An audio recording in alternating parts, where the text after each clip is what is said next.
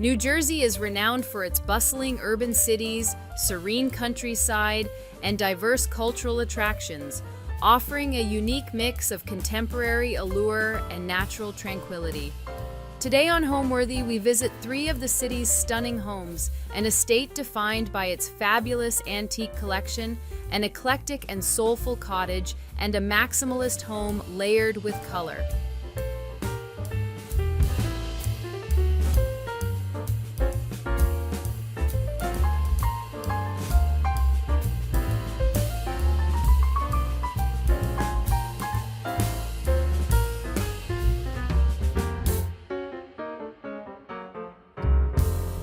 You're watching Homeworthy, where we believe every home has a story. Before today's episode, click the join button below to support all of the storytelling we do on this channel. Our growing community of members help to directly fund more videos so we can capture these extraordinary homes from around the world. So join today to receive early and exclusive access to new Homeworthy videos. Hi Homeworthy, I'm Eric. I'm Philip. Welcome to our home in Tewksbury. Come on in.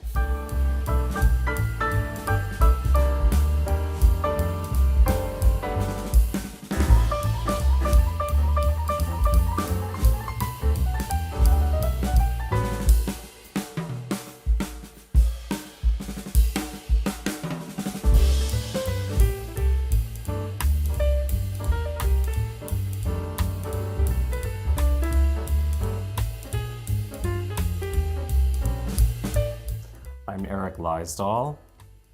And I'm Philip Norkeliunas. And we are in Tewksbury, New Jersey, a very beautiful, bucolic area, famous for its equestrian community as well as the historic houses of the Somerset Hills. This was a beautiful place for families to build summer cottages in the late 19th century during the Gilded Age, because there was no air conditioning. And the mountain breezes provided a cool respite for a lot of the families who were working in Wall Street. And it was within commuting distance from New York, about 2 hours by train. So it's a lovely, quiet spot with lots of land and really unspoiled. We found this house in November of this year. So we're not in the house a year yet. I had sold an equestrian property that I wasn't really using and decided I wanted to stay in this really beautiful, gracious community. So we found this house. It was one of the few on the market that seemed to fit the art collection and some of our other collections of antiques. Right. And it had a really sort of classical arrangement. It felt like a European manor house on the exterior. And on the interior, it had a European flavor as well. I believe a contractor who was from Germany built this house originally in 1999. So there are a lot of touches and details that harken back to a European home.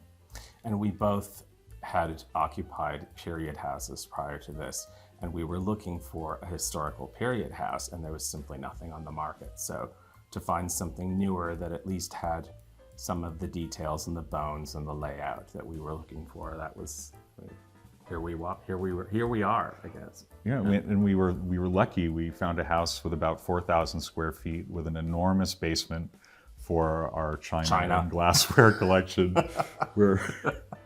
We sort of have a passion for entertaining and accumulating. We're not hoarders, but we could put Bergdorf's out of business. It seemed perfect. We're on a mountain. We're actually on Hell Mountain in Tewksbury. Yeah, so we joke to our friends. Hell, yeah. Yeah. Well, we were from hell before, but now we can officially say we are. But the name Hell Mountain came about because of the Essex fox hunt out here. The mountain was very difficult to ride upon with all the rocks and hills. I would say the bones of it are neoclassical. It has sort of a neoclassical European pavilion outline to it. But as far as the decoration is concerned, we were combining tastes because Philip has an extraordinary collection of art and antiques, and we wanted to showcase that, but wanted to bring it up to date and not be living in a merchant ivory set. So there have been some piece of modern art here and there, and some updated finishes and textiles. We tried to keep it relaxed, but also focusing on the... Relaxed for us. Well, so welcome to our entrance hall. It's a very light two-story space.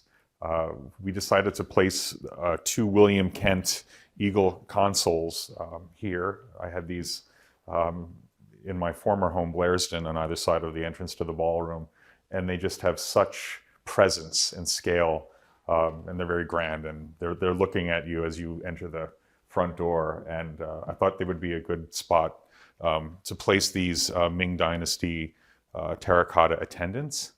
And then we have these wonderful George III girandole mirrors from the end of the 18th century. They're really spectacular with the gilding that matches and the scale. And then Eric decided to put some wonderful orchids to give it more of a homey touch. And we also have a sofa that is part of New Jersey history. This belonged to Doris Duke and was in her entrance hall in her Somerville estate. And I like to think about Doris and Cary Grant and all the cast of characters that came through this area, and probably sat on the sofa while they were waiting for their cars to arrive to take them home. Doris Duke was a famous tobacco heiress, and Duke University is named after the family, and she was a great philanthropist. And she also was a friend of my late partner. Our townhouse was 2 doors down from her townhouse, which is now at NYU Fine Arts. And she would ring our bell late at night, demand a cocktail, and complain about how her rose bushes were being cut down by NYU. But she was quite a character, and she is sadly missed. What I love about the double height entrance hall is that there is room for these 2 18th century French grisaille over doors. The theme here is music, and the theme here is literature. So I put music over the door to the salon and literature over the door to the dining room to encourage great conversation. Actually, we met... we knew of each other for a long time. We figured out that we met through eBay first because I had been collecting a rare porcelain pattern that only Eric had, and he sold me many pieces. Then we realized later, when we were friends on Instagram recently, that we had been living around the corner from each other in New York for over 15 years, and we still hadn't met. And it took eHarmony, of all things, to bring us together. And we had an incredible score of 130, and usually it's 90 or 100. So we spoke on the phone for 6 hours the first night. And that's where we figured out we had similar friends in Paris and similar friends in London, and it was just, we liked all the same literature and music and you name it. It was a little strange. I woke up the next morning and I checked my phone to be sure I hadn't dreamed that I had the conversation. It was a little surreal. And we had a great first date. We went to the Carlisle for lunch, which was our favorite place in the neighborhood. We used to go listen to Peter Minton play Bemelman's Bar back in the day. And then we went over to Doyle's for a viewing. Yes, we went to an auction for a tabletop of all things, china and glass and silver. So we were definitely in our element right away. Yes, we love the auctions too. Yes. And we love history, and we're both romantics, love the fine arts and all the history that these objects convey. And the craftsmanship. Eric is an amazing American silver collector, and I'm a European silver collector. So Eric brought quite a dowry to the relationship in terms of table settings. We keep it all in check. You know, we like to entertain, and we like to entertain in a very similar style. So there are no fights there, right? Yeah, I don't think we've had any fights yet. This is our petit salon, and we have the grand salon behind it, but this is the most formal space of the house, and it has the most formal furnishings. So what we've done in this room is created a foundation with a cut pile geometric rug, and that informs the color scheme of the window treatments, which are just solid silk taffeta with a Ulez fringe. And we covered the walls in a silk wall covering from Philip Jeffries, and that's sort of informed by the costume in this wonderful portrait, which Philip will tell you about in a moment. But that sort of informed the palette for the silk on the walls. 1930s baguettes, sconces, these wonderful objects I'll have Philip expound about because they are quite important. And again, when I spoke about how we were incorporating some modernism, there's this wonderful asteroid rock crystal light fixture, and then we carry the rock crystal theme into the table lamps, which are actually a copy of a design that Coco Chanel used in her Ritz apartment in the 1930s.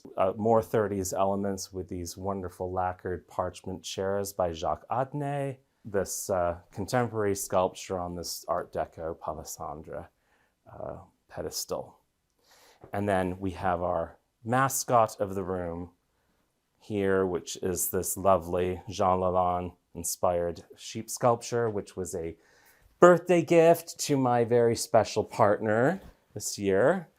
Well, as I mentioned earlier, I just adore French decorative arts, and this commode is one of the most important pieces in the collection. And this is a piece by Etienne Doirat, who was an eboniste in the beginning of the Régence period of France. These were made in pairs. The other half of this set is in the Wallace collection in London. And this is boule work, which means it's done in première partie and contrepartie. And this is the première partie piece. So the match would have the opposite. It would, where it's black, it would be pewter, and where it's pewter, it would be black. And it's inlaid with horn. Very important piece of its time. And then the clock is by a gentleman called Chambon, and he designed this clock for Marie Antoinette, and it became a very popular model. And it's also a musical clock. And for me, clocks are really time travel, because you can hear the sounds that people listened to in the 18th century.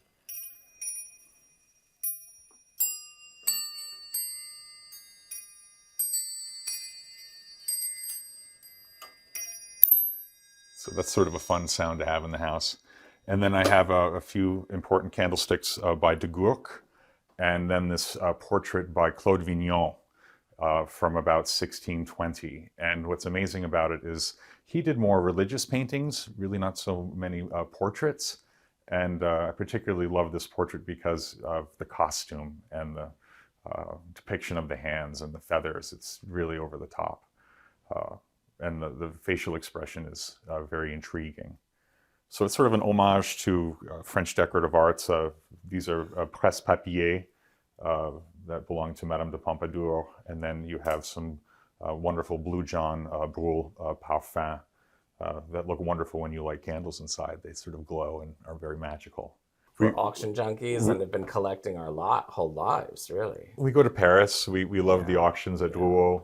And also... And the Marché aux Puces at Clignancourt, of course. Yes. No trip to Paris would be complete without that. And of course, the Golden Nugget Antique Market here in Lambertville, New Jersey. You never know what treasures you'll find. The good, the bad, and the ugly, right? Interestingly enough, what Philip and I discovered as we got to know each other is we both had this penchant for drawing over-the-top castles and palaces and interiors, scribbling away in our notebooks while we were in grammar school. So we shared that. I didn't know what an interior designer was when I was in grammar school, but I knew that I liked drawing houses and interiors, and it just sort of evolved, and I came to New York to study fashion, brief career in fashion and public relations, and it was through PR. I worked with the oldest decorating firm in New York called Macmillan Inc., and that was founded by Eleanor Macmillan Brown, and that was my introductory experience to the highest level of New York City interior decorating. And as I was working with them doing public relations, I was living vicariously, and I came to the conclusion that that's what I wanted to do. So I went back to school for it in my mid-20s, and my first job was with Bunny Williams, and that was an extraordinary experience and an extraordinary talent pool of other people there. And I call it my finishing school. I probably learned more in the first 2 months there than I did in 2 years of design school. So I began my career in historic preservation of architecture back in 1995, and my late partner and I had a foundation called the Foundation for Classical Architecture, which was set up to preserve important houses from the late Beaux-Arts period in the United States. And I had two wonderful projects. One was a Stanford White townhouse on Fifth Avenue, not far from Eric all those years. And another one was a house out here in Peapack Far Hills called Blairston by Carrere and Hastings, 1903. And it was a beautiful Louis XIII style chateau that had been a convent for a number of years before we purchased it. And that was a great project to bring it back to life as a country house again. And I love the area so much that I wanted to go into real estate. So recently I obtained my New Jersey real estate license, and I'm working with a wonderful company called Turpin Realty. They've been established in the community since the 1960s, over 3 generations of service to the community and providing them wonderful opportunities to purchase homes and support the preservation of the great estates in this area. And you introduced me to this area because I'd never spent any time here. I didn't know anything about the history of it. So really a wonderful place to land. Well, I call it Brigadoon because when I came out in 2002, people were still wearing black tie to private dinner parties and playing bridge after dinner. And there's the Tewksbury Basset Hounds that go out in the fall and winter, and there's also the Essex Fox hunt. It's really a place that time forgot in certain ways, and it's a very polite and gracious community. It is. Yeah, so we couldn't have landed in a more perfect spot. So to discuss the decor of the dining room, I'll let Philip elaborate on the silver collection, but I want to talk a moment about the room and what some of the aesthetic choices were here, because we were dealing with some very important furniture and objects, and I wanted to tone it down and bring it a little down to earth. Philip was ready to kill me because I banished all the oriental rugs that he had from the last house, and in order to lighten this room with this very formal furniture, we selected this geometric pattern sisal for the floor, and as you see, all the legs of the furniture really pop off of it. The dining chairs were formerly in the collection of Hubert de Givenchy in his Paris apartment, so we're very lucky to have those. And instead of a traditional crystal chandelier, we opted for this Kelly Wearstler modern Strata chandelier. It's got a wonderful matte gold finish, and it's a sculptural element that's unexpected with all this traditional furniture. And then the walls are covered in a seagrass wallpaper, and the ceiling was decorative painted in a mottled gold. And then we did have a nod with the window treatments, a little bit more formal with these mahogany poles and these lovely gilt flesh finials on them. The dining room is truly my favorite room in the house because it allows me to display a collection of 18th century English silver that I've accumulated over the years. And my favorite artisan is Paul Storr. So the table is set with an entire cutlery, plate, and covered vegetable and a Perrin collection, all by Paul Storr. The flatware is really amazing. It's called the Stag Hunt pattern, and you can see this sort of homage to Louis XIV with the Roi de Soleil sort of figure on the back of the shell. I also have a collection here of other English silversmiths. This is a vinaigrette made by Crespin, and the weight is incredible. It's about almost 10 kilos. And I have these vegetable dishes by Hennel and these tea caddies by Romer in the chinoiserie pattern, which are really fun. As you know, tea was one of the most expensive commodities of the 18th century, and These are such beautiful storage containers for them. I have a collection of platters by Paul Storr, which originally belonged to Chateau Groussailles, Charles de Bestéguy. And these candlesticks are by Parker and Wakeland from the 1740s. And what I really love about English silver and its chasing is how it catches candlelight. When the room is all lit with candles, all of the silver sparkles, and it's like jewelry. And the craftsmanship is unlike anything you can find today. What are we having for dinner? Well, I still serve a soup course, which isn't very popular, but I still love to use the silver soup dishes that I have that match this Paul service. And the wonderful thing about silver plates and bowls is that they don't chip. Right. So they dent and they scratch. Yeah. But we'll have usually a vichyssoise. Sometimes I'll do a fish course with a champagne sauce with some caviar, and then we'll go on to a meat course, usually a filet mignon, again with a nice béarnaise. We'll have a cheese and fruit course, and then we'll have some kind of wonderful dessert. Eric is a very good chef and also makes a flan to die for. I'm a sweet hound. And then that's followed by tea and coffee, and we have this modern, if you will, service. It's designed by a silversmith named Georges Leconte, and it's quite rare. I've only seen one or two others of its kind. It has a very subtle hammered finish called martelet, and this was retailed by a famous Paris jeweler called Carré. We love chinoiserie and we love Amari porcelain, especially plates from the 19th century. And these were just over the top, beautiful gadrooning, harkening back to the 18th century. And a lot of our other silver meat services are of this gadroon pattern. So it all seemed to work. And we found them at auction on our first date. Yeah, Doyle. Yeah, Doyle. So we try and mix up the 18th century, 17th century art with contemporary art. And I was in India at a contemporary art fair in Delhi and saw this work by a Latvian contemporary artist called Arbidane. And I'm half Lithuanian. I have Lithuanian citizenship. And I connected with the painting and the artist immediately. I also love collecting old master Dutch paintings. And this harkens back to that sort of Dutch master idea of focusing on the treatment of the tulips and the fruit. And there's so much going on in this painting with different allegories. It's very erotic. This painting is called Sleeping Beauty. There's a Salvador Dali sort of homage with the lobster on her chest. And then there's raw oysters. There's a cat about to eat the shrimp. There are flies. There's a parrot, salamanders. It's a very sort of erotic, evocative sort of painting that does prompt a lot of interest and discussion at dinner. And it's appropriate for a dining room with all of the fruit and the flowers. And the Arbidane contemporary work has a dialogue with this old master painting by de Kooning.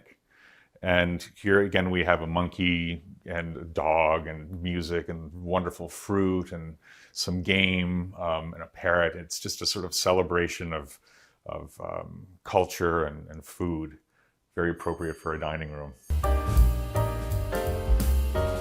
Well, we've shown you the more formal sitting room, but this is really where we spend our time on a day-to-day basis, mainly because there's a television here, but we do read, there are books, and there is a fireplace in here, and there's a whole story to this because the mantle that came with the original house was tragic, and it had to go. It was the one thing we both agreed immediately had to be changed. So we looked at mantelpieces in Europe, and then there was the logistics of it, and the one that we wanted arrived broken, and then we ended up going to a place in upstate New York that had wonderful reproduction mantles, and we thought this was restrained enough, but over the top enough.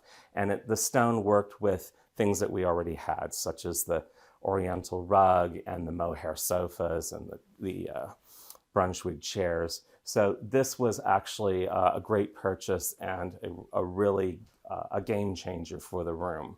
These boxes are by an unknown foundry, but they were made in Berlin in the 1830s. And there's something called Berlin iron, which is highly collectible, strong neoclassical lines.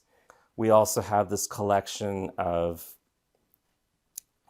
Bohemian spa glasses and caskets, and there's a ewer and wonderful goblets and compotes there. These are all basically from the 1840s through the 1870s, and they were sold as souvenirs at luxury spas in Germany and Austria.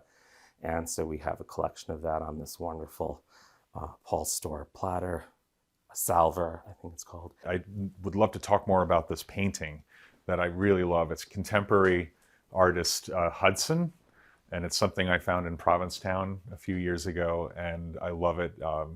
I love the late Queen and the example she led through her life, and it seemed to work with the colors of the room also, and other items on the fireplace that are really interesting. There's a set of candelabra that belonged to Napoleon, and they were on his desk at Malmaison. And also this wonderful European Grand Tour statue of Laocoon, which is just full of tension and beauty. And then we found these wonderful Viennese bronze busts that, again, harken back to the beard theme of Laocoon and also the owners of the house. We also have this vignette that Eric created with the blue and white. The painting is by Renaissance artist Frau Filippo Lippi, and the sconces are Louis XIV. The clock is a Boule clock that formerly was in the Rothschild collection, the Viennese Austrian Rothschilds, and this clock was confiscated during the war and was returned to them in the 1990s. So that was a purchase to help re-endow the family fortune. The desk is called a Bureau Mazarin, and this is a piece by Charles-André Boule, who was Louis XIV's cabinet maker, who also had the right to cast bronzes and did wonderful bronze chandeliers and ormolu. One of the few artisans in France who was allowed to make everything for the piece. The guild system was so strict in France that people were only allowed to cast bronze, and then you had to buy the bronzes from someone to put on the piece that you were making, and you had to have an eboniste do the inlay work on the piece itself. So usually 5 or 6 master craftsmen worked on one piece of French furniture. Charles-André Boule had the right to make all of the components and assemble the pieces for himself, and he was Louis XIV's favorite cabinet maker. So one of our favorite things to do for entertaining is to have an after-dinner concert. And I have this 1924 Steinway D that belonged to a very famous Harlem pianist called Hazel Scott. She was the wife of Adam Clayton Powell, and she used this piano in all of her movies in the 1940s and 50s. She did lots of cameo appearances in Bob Hope movies, and she was very talented. She could also play 2 pianos at once. And this piano was her personal one. So we bought this piano at auction many years ago, and I had it fully restored. The problem when we bought the house was where to put it. And so this was a breakfast room, which we converted into the piano room. And eventually we're going to put a screen to mask the kitchen with maybe sliding doors that can open and close to sort of keep this area more formal for concerts.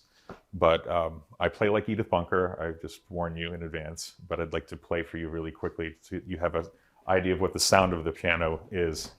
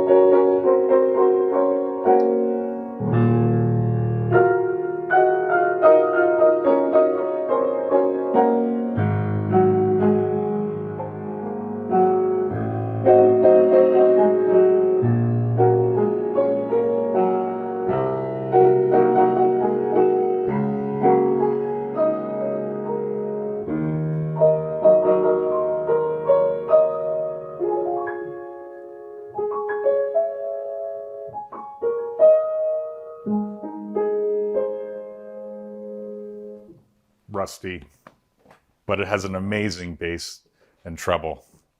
And then we have the player piano collection. This is kind of fun. This is a 1911 Aeolian player piano. And this is the hot spot at the end of the parties. We do a lot of karaoke and sing-alongs and a lot of Broadway show tunes, and it gets really fun.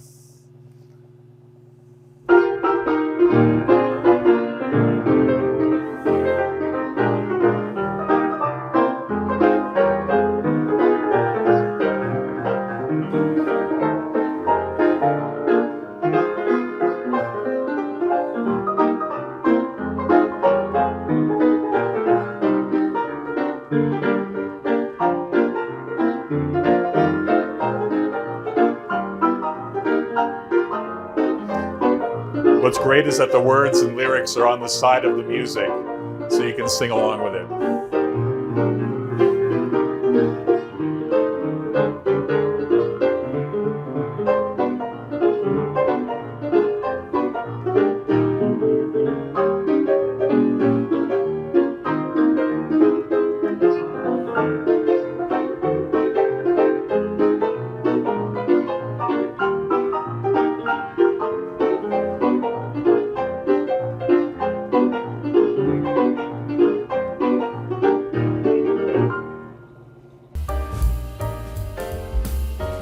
One of our other favorite rooms in the house is the kitchen. This is really where we spend all of our mornings. I found this oak table at an auction from a house on the main line in Philadelphia. And we love to do what are called kitchen suppers here in the neighborhood. It's very casual. I'm cooking at the stove, so is Eric. You know, it's very relaxed. I don't have the staff here for the more formal dinners in the dining room, so it's even more relaxed and fun. And I've set the table for a dinner using this French faience by Caillot and Longchamp. The chairs are Italian, again, Rococo style. The lantern is, again, Louis XV style with mice and flowers. This used to hang in my ladies' reception room at Blairsden. And I've tried to tie in sort of Louis XV, Louis XV motifs on the table. This is my grandmother's silver pattern, which is Louis XV by Whiting. And I just love the shell at the end of it. I have some amethyst colored pieces to pick up the purple in the plates, and the placemats pick up the blue. These amethyst colored bread and butter dishes are from the 1820s. And these wine glasses are from the late 18th century. And I have to say, I was inspired by these glasses when I saw them. They reminded me of a special I saw when I was younger that Martha Stewart had done for Thanksgiving at Turkey Hill. And she went into her butler's pantry and announced that she would be using her amethyst 18th century glasses with her 18th century spode. And I love that video. It was very inspiring. And Martha, here's a little homage to you. Then I found these glasses in New York, which are really heavy and beautiful. They're late 19th century Bohemian with etched stags on them. And there are a lot of deer in the neighborhood.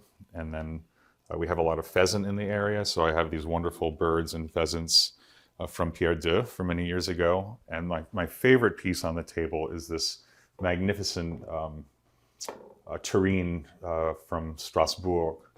And the painting is just sublime. It's very fine and brings in more blues. And I think it was Dorothy Draper who said that a room without red is like a lady without lipstick. So I try and have just a little bit of red here and there to sort of highlight things. We'd like to take you to our outdoor entertaining space, if you'll come with me. We have this wonderful little gazebo that's perfect for small gatherings of 4 to 6 people, and we have this set up for a lunch for 4. And the table setting includes some wonderful Italian Millefiori water tumblers and these beautiful 1830s English sort of arsenic green glass sweet dishes. If you look closely at the table setting here, the flatware is a rare pattern of American coin silver by a silversmith called William Gale, and he was the first silversmith to introduce mass-produced flatware, and he changed the silver industry.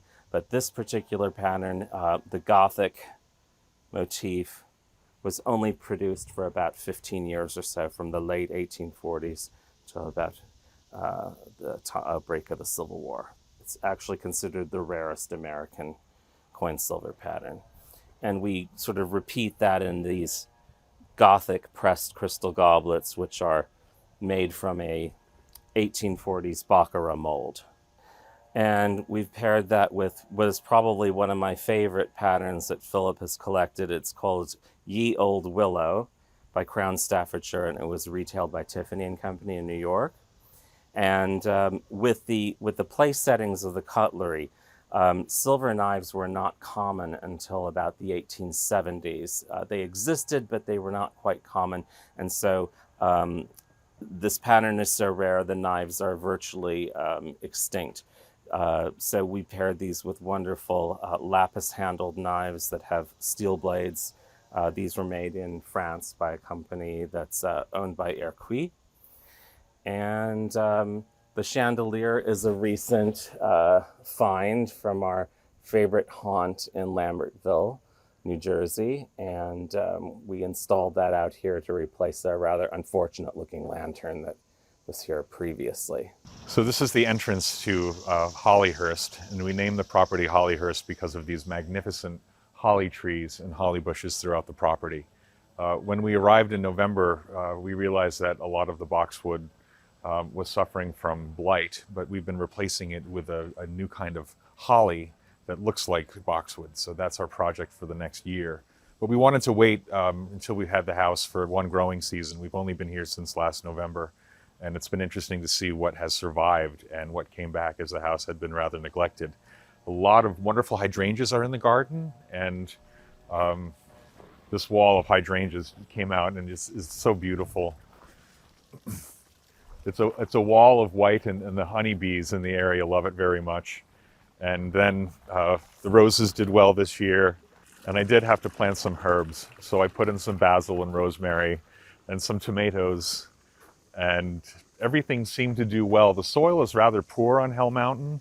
It's very rocky, so some trees that I planted didn't really work out, but I tried to put in some fruit trees, as my Lithuanian relatives have in Kaunas. It's nice to go in the garden and pick fresh plums and peaches in season. And New Jersey is famous for its peaches and tomatoes. But it's a simple parterre garden, a work in progress still. Yeah. It's still a work in progress, of course, the first season, but the herbs did well and the strawberries did well, and I put in some peonies and more roses, and it's wonderful. It has a nice European feel, I thought. And we have this smaller terrace near the gazebo for cocktails in the evening. And it's sort of fun to sort of be here in the forest. Occasionally I do see a bear walk by on the other side of the bear fence. But it's exciting. There's great wildlife out here. We have foxes, we have deer, coyotes, and I think we even have some mountain lions. Haven't seen those yet.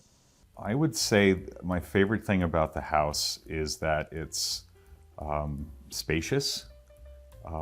Everything has room to breathe. It's very light and airy. I love the forest location, especially because we can open the French doors on the ground floor and just let the breezes come through the house.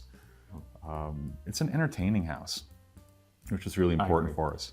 I think we inspire each other. Yeah, Yeah? that's very sweet. Oh. Yeah. Who and what inspires me? I would have to say so many of the, besides Eric, of course, as a designer, some of the other great designers. I'm a huge fan of Jacques Garcia. I'm a huge fan of Juan Pablo Molineux back in the day, and Alberto Pinto was amazing. I would also have to say Joseph Ashkar and Michel Charrière. who do amazing work in Paris with interiors, with period paneling and furniture. They've just done this amazing project at the Hotel de la Marine in Paris. So through here we have one of the guest bedrooms. And this, we combine some of the classic 18th century French furniture with a chinoiserie motif. This is a beautiful wallpaper by Brunswick and Fee. It's made in England, and it's based on an 18th century design with pagodas. And we sort of have an inverted pagoda chandelier from John Roselli, which is done in this wonderful hand-painted faux tortoiseshell finish. And that sort of just ties in with the bamboo blinds that are above the French doors. And then went with very simple linen curtains and bed hangings here over the bed. This wonderful bed was made in Paris by a company called Linke in the 1890s, and you have a beautiful urn here in the center, this wonderful center medallion, and then the treillage motif on the sides, and then ormolu on it, of course. Impossible to find a ciel de lit to create the bed hanging, so that was actually a home project here where I found a simple white one online and then painted it faux bois to give it a little bit of the flair of the period. And the bed made with just simple beige and white linens. I call this the bunny bed. Well, I don't call it. It was actually, I was taught this when I worked at Bunny Williams. The first installation I ever participated in was a home in the Hamptons. And one of the people in the office said, "Are you good at making beds?" I said, "Relatively. Do you know how to make a bunny bed?" I said, "What is a bunny bed?" So apparently this was the preferred way Bunny Williams makes up a bed, where the standard pillows are stacked like bricks on top of each other behind. The Euroshams are standing upright in front of them, and then the boudoir pillows in there. So that was one of my first aesthetic lessons at Bunny Williams in terms of doing an installation. So funny enough, I'm brainwashed, and that's how I make every bed to this day. And then in this wonderful secrétaire à battant, I'm going to lift the lid so you can see the wonderful marquetry on there and all the book matching of the veneers. Inside we have a full orchestra of Meissen porcelain monkeys. Those are all hand painted, 18th century. And then the monkey theme is carried up into this wonderful 19th century porcelain piece with the monkeys on board. And chinoiserie again, wonderful Chinese export, 18th century reverse painted glass depicting a domestic scene, and these incredible candlesticks that are also 18th century. They are Kangxi porcelain figures, and they're set on gilt bronze or ormolu mounts with cloisonné bobèche on them. And then we have another extraordinary pair of sticks over here. They're actually candelabrum.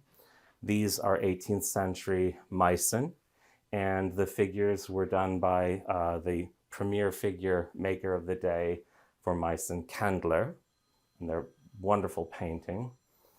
And then on the wall above, we have this 1920s scene of Place Madeleine. We are both Francophiles, obviously, and spend a lot of time in Paris, so that is a very familiar scene to us, and that was done by a painter called Grisson in the 1920s.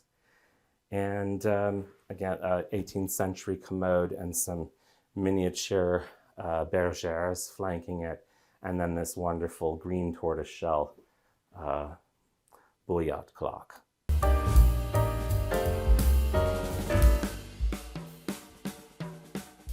Oh, well, accidents do happen, but this is not a real accident. This was a prank that my friend, the late Mario Bawada, made at one of my parties a few years ago. He was a character. He did naughty things. He used to put rubber cockroaches in salads at people's dinner parties too.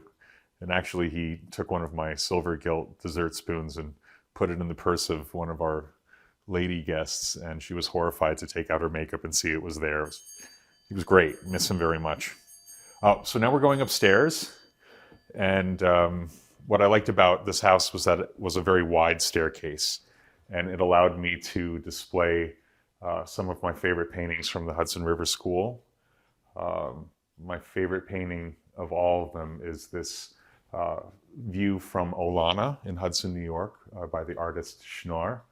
And I also have a local artist, Nick Casano, who's a great chef and architect in the area, and he painted this beautiful sunset in the smaller frame. At the top of the stairs, we have another great portrait in the house. This is by Hudson of George Hunt, and it's one of my favorites because he's just back from his European tour in the 18th century, and he's holding one of these wonderful Venetian masks. Very, very well done. And as we come up the staircase, another time travel piece, this beautiful clock by Yeardley Norton from the 1750s. It's a musical clock. It plays 5 different airs. So this instrument was made in America, partly. The case was made by a Paris workshop of David Jacquet, and the rest of it assembled by Zuckerman Harpsichords in Stone, Connecticut. And this instrument I bought over 20 years ago. I was young, living in Manhattan, no money, walk-up apartment, but I had to have this instrument, and I sort of call it my Porsche because that's what I could have bought instead of the harpsichord. And it's something that I always wanted. I had a smaller instrument before that it didn't have the sound or the capability. Again, we're both musicians, we both had instruments, and I had this harpsichord, so it was a question of where is it going to go? I didn't want it in one of the major sitting rooms because then it starts looking too period piece, and I wanted it somewhere where you'd have some resonance. So the second floor landing with this gallery over the foyer is perfect because we could always have a couple of other instrumentalists here and do a little ensemble to play for guests. So I'll indulge you with a brief bit of my playing, such as it is, and here we go.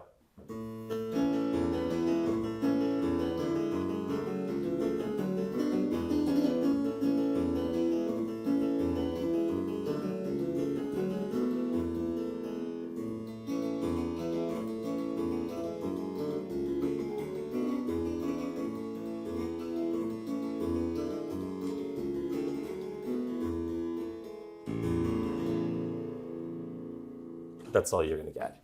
So I'm going to take you into one more sitting room that we have on the second floor. It's just off of our master bedroom. And this is sort of my little personal study office, and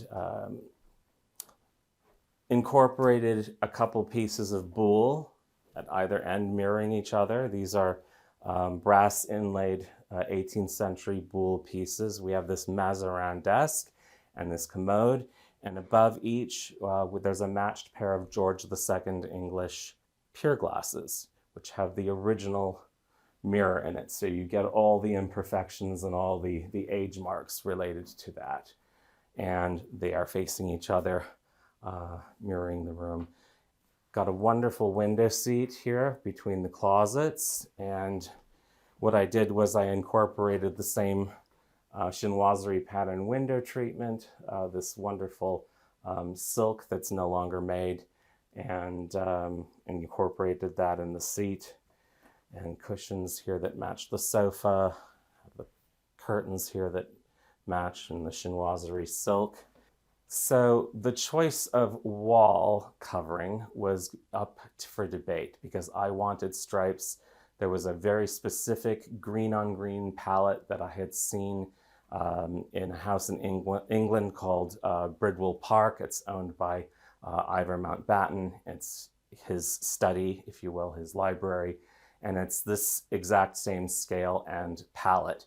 And I had to have it. There's no paper made like it. So I had to paint the walls myself. So painted a ground color and the lighter, and then taped all the stripes out and painted the darker. So this was another do-it-yourself project that we had. And Philip was puzzled as I did it, but when he saw the end result, he was quite pleased with it. And here I've got a sofa that I designed. It's called the Blenheim Settee, and I named it after Blenheim Palace in England, which was the ancestral home of one of my early mentors, Lady Henrietta Spencer Churchill.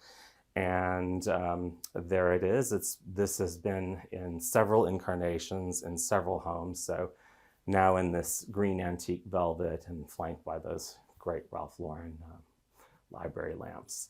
And then the paintings that you see on either side, which are sort of uncharacteristic to the rest of the room, but these are contemporary, and they're by an artist friend of mine named Brian Tull, who's actually a sculptor. He's known for large-scale public works, probably best known for the Hunger Memorial in Battery Park in New York City. And these are a pair of paintings that he did for me many years ago, and they were a personal gift, and I will treasure them until the day I die. So those are featured here to give a little modernity to the room.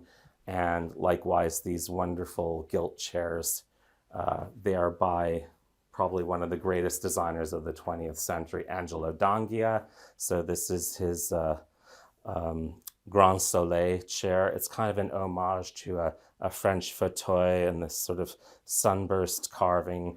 And then this is upholstered in a wonderful raised cut velvet, which is very graphic and very geometric, and it lends a little modernity to the room. And then with all the opulent furniture and gilt chairs, decided to tone it down with this very humble seagrass rug. And I love the basket weave motif of the seagrass. And then I introduced a whimsical touch with this coffee table made in the 1930s. And this is all reverse painted glass. And there's a chinoiserie motif in the center as well. So again, wonderful French furniture pieces that were involved, but we wanted to pare it down without ignoring it entirely. So I found this contemporary made campaign bed, which has a French 18th century flair to it. And now my wonderful partner will tell us about the fabulous antique pieces of furniture in here. But there was an aesthetic decision. We had a pair of benches in front of this bed, and they just didn't work. And this marvelous console did not have a place in the house, and it really needed to be seen. And I just came up with the idea one day that it should go at the foot of the bed, because this is where our coffee tray can sit when we have our morning café au lait on a weekend. Well, it was a piece that's really over the top. It's really hard to sort of put it in an interior because it's very dominant, but it's a very famous table by a French Regence maker called Pinot. And it's been published several times, and it's really over the top, but with the gilding, we thought we'd put it in the bedroom, create a fantasy bedroom, and it does seem to work. Other pieces in the room, this is a really important commode by Henri Riesner, and I have a 18th century portrait by Pillemont over it, and these were some other pieces from my past wonderful French Empire candelabra, and then this very cute what's called a poudreuse by the maker Topino, and mahogany furniture. The reason why these two pieces are really unadorned with ormolu is that mahogany was such a rare wood when it first was discovered. People were fainting that when Marie Antoinette put a floor in her boudoir at Fontainebleau of plain mahogany. And so the wood was so rare they didn't want to cover it up with heavy ormolu. So this is a very, very restrained, chic piece by Topino, and I've covered it with some French sticks. And the chairs, the fauteuil is a suite of 8 by royal chairmaker Georges Jacob, to the court of Versailles. And so these parcel gilt chairs had a wonderful blue covering. To bring up Mario Bawata again, he really liked how these were done, and I never wanted to reupholster them after he complimented them. I have a center table here where we also keep drinks and trays, and views of the garden, and again, bringing in a little more chinoiserie into the room. We have these reverse glass paintings. So what I also love about the house is that there are these sort of long private passages, and this one leads to my library study. And I've done the walls with 17th century, 15th century engravings.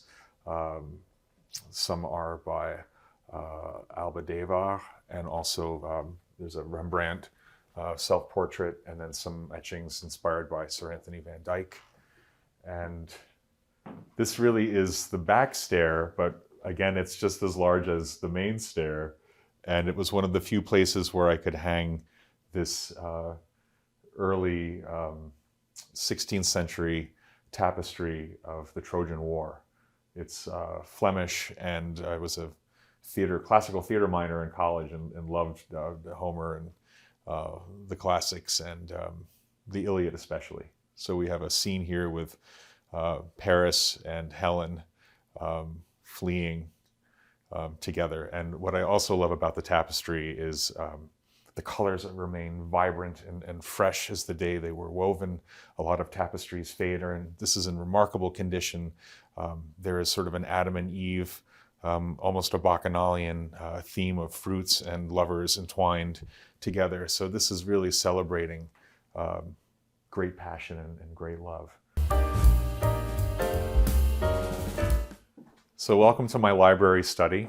It's the longest room in the house at the end of the second floor. And I've been able to amass a collection of my favorite personal books, as well as bring in some favorite pieces of furniture.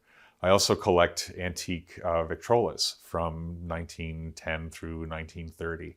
So I use this as a listening room for my collection of early Metropolitan Opera records and historic classical musicians.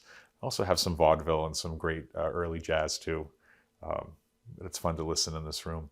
I have some wonderful French fauteuil in this razor-cut velvet chrysanthemum pattern silk, and beautiful Art Deco desk covered with Russian lacquer collections that I've been putting together. I love this color yellow. This lampshade came from one of the last surviving pieces of Quetzal glass, similar to Tiffany glass, from the 1900 time period, and I restored it, and it provides great light in the room.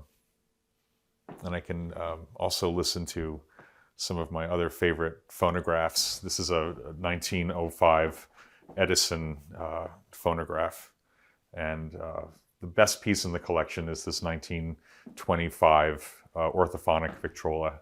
And I'll let you hear a little bit of the past on this one. This piece is called Gay Love, Foxtrot, by Leo Reisman and his orchestra. And this is one of the more important early electrical recordings of the time.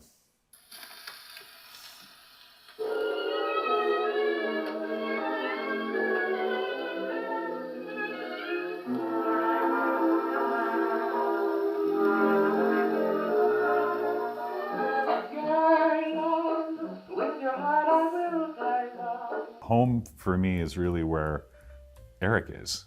I've had a love affair with many historic houses in my time that I've enjoyed, but it never really felt like home unless I was able to share it with someone. So we're starting a new chapter after 1 year, and very happy to have discovered so many things that we enjoy doing together, and it's been joyful. Home is about the people in it. It's the people who inhabit it. It's about the love that is experienced in a dwelling. That's what makes a home. The rest of it is just dressing. I mean, the rest of it is furniture and collections and whatever you have around you, including the the dust and grime and dog hair and whatever makes up your life. That's what home should be. Yeah, I'm fortunate to have my sister's family close by, about half an hour away, and not only does the house come alive when we entertain, our friends, but when my sister's family come out, it's just wonderful. Right, Grandchildren 3 play. generations here. Yeah, it's really beautiful. Thanks for watching. For more Homeworthy content, be sure to like and subscribe.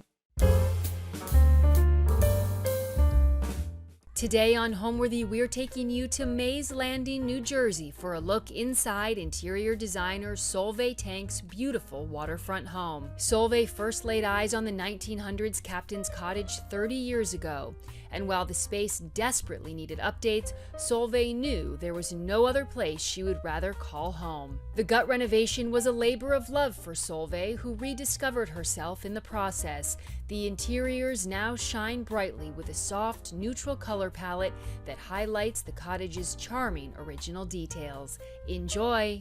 You're watching Homeworthy, where we believe every home has a story. Hi, Homeworthy. I'm Solveig, and welcome to our home in Mays Landing, New Jersey. Come on in.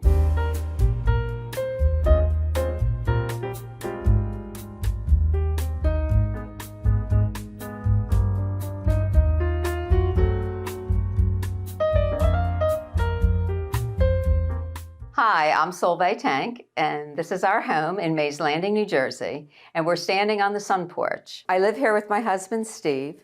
We've been here for almost 9 years now, and with his amazing skills, we have slowly converted this, what my grandson would call a dump back in the day, into our home. And after 9 years, I'm still completely enamored with it. I love the river views that we have. I love the unlevel floors and the plaster walls. I'm just completely enamored with this house, and so happy to be able to share it with you today. This house is a 1900s Captain's Cottage, and what caught my eye many years ago was the porch, this glassed-in front porch, and it has these long eyebrow windows over each of the big bays of the windows, and that's what first caught my eye. But this room, this is my favorite room of all, is this little glassed-in porch. I love to come out here and sit. I sit here and read my Bible and pray, and I love it. It's the views are just amazing, and it's forever changing. It's like every day is a different story out there. You never know what you're going to see. Every day the river is different, and it's just a beautiful, beautiful place to be. I would say I have 2 favorite places, but the porch is about my favorite. I'm in the kitchen all the time, but I love this porch. The sofa, years ago, we lived in Mississippi, and my daughter was moving into her first apartment in LSU, and her friend was moving in with her. And her friend kept telling me, she was crying because her mother had bought her a sofa. And she says, oh, it's so ugly, I can't stand it, it's this ugly thing. And the more she kept saying it was so ugly, I was getting more and more intrigued. And I'm thinking, oh, this is gonna be something that I probably want. So I told her, I said, look, I'll give you a new love seat and $50, because her mom paid $50 for it at a yard sale. So anyway, we brought down the love seat, down to my daughter, down to LSU to the apartment, and when they went out of the room, I went and I flipped up the cushion. Well, underneath it was a baker. So this is a baker sofa that I got for $50. It's been recovered, and it's slip covered now in painter's drop cloths, which is my favorite thing to slip cover. Because we had a lot of grandchildren. I have 6 grandchildren, and now I have 2 great-grandchildren. So over the years, I just take it off and watch it, because I love white. I have to have white around me. When we first came here to the porch, it was all painted red. The walls were painted red. It had red indoor-outdoor carpet. It had an ancient old sofa down there that weighed like 350 pounds. And as soon as I came into this house, I'm like, it has to be white. Everything has to be white. Because I have found, we've flipped a lot of houses over the years, and to me, an old house, especially when one has been unloved for a long, long time, there's nothing like a fresh coat of white paint. It just picks it all up and it just brings it all to life. I love the lightness of just the different shades of cream and white. My design style, I would say, is an organic organic, vintage, modern, because I love the mix of woods, but I also like touches of chrome and polished nickel. I like that juxtaposition of the hardness of the metals against the softness of the wood and all the white. It's like I need to have that little bit of metals running through.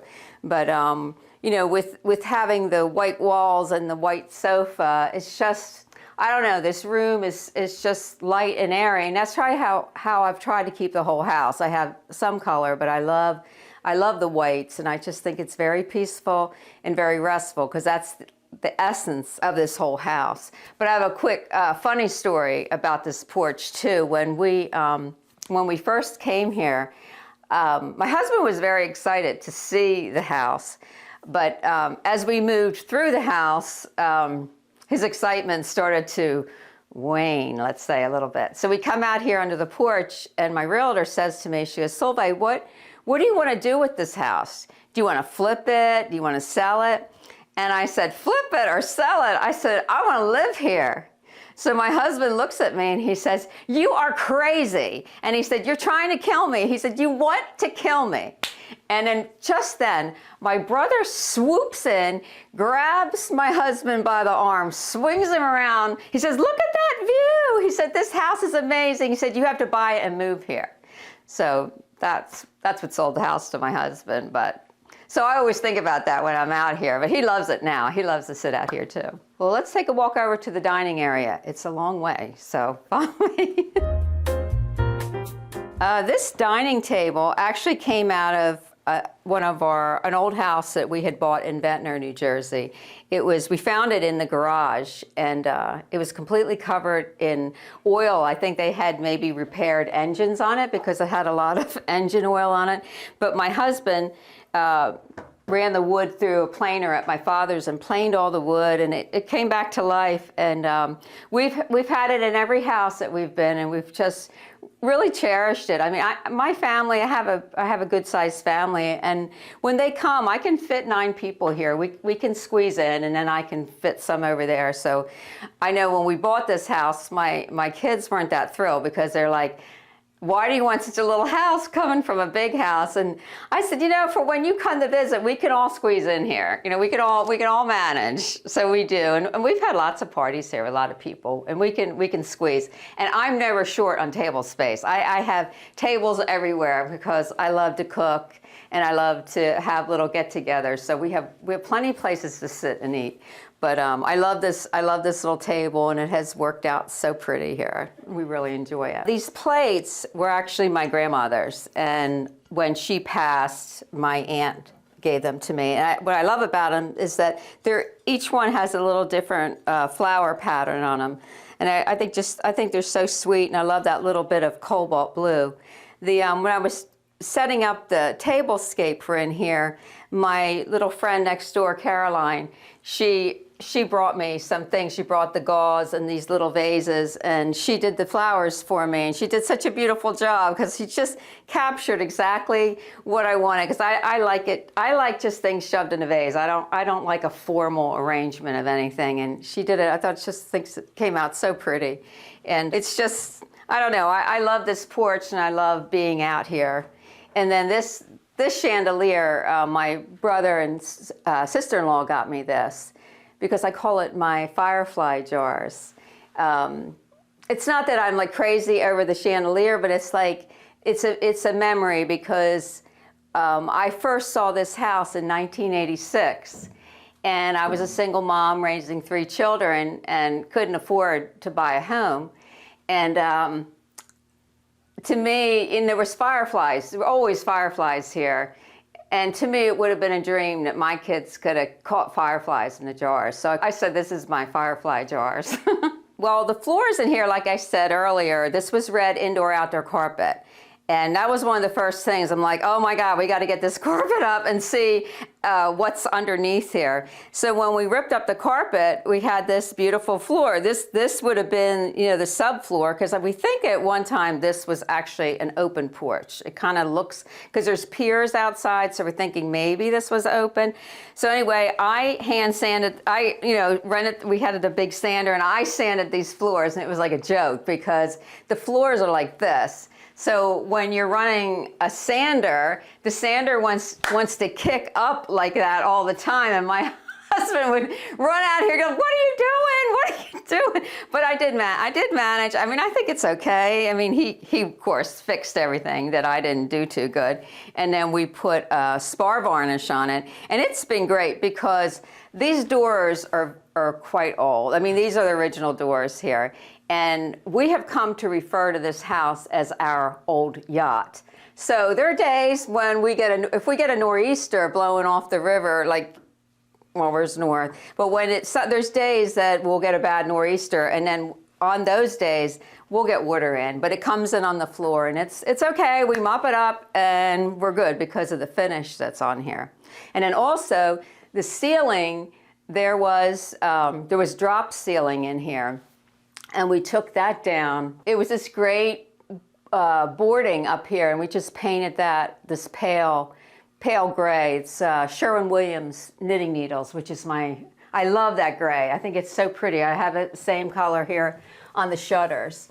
And these were original too, which I love these. I think this was one of the big things because I would drive by this house all the time you got to understand, it's many, many years. And you could see these because the walls were painted like this brick red and these were white. So I always saw that, and I love the shutters. And so I painted those that knitting needles color from Sherwin-Williams, but I just love that. Follow me now on into the foyer.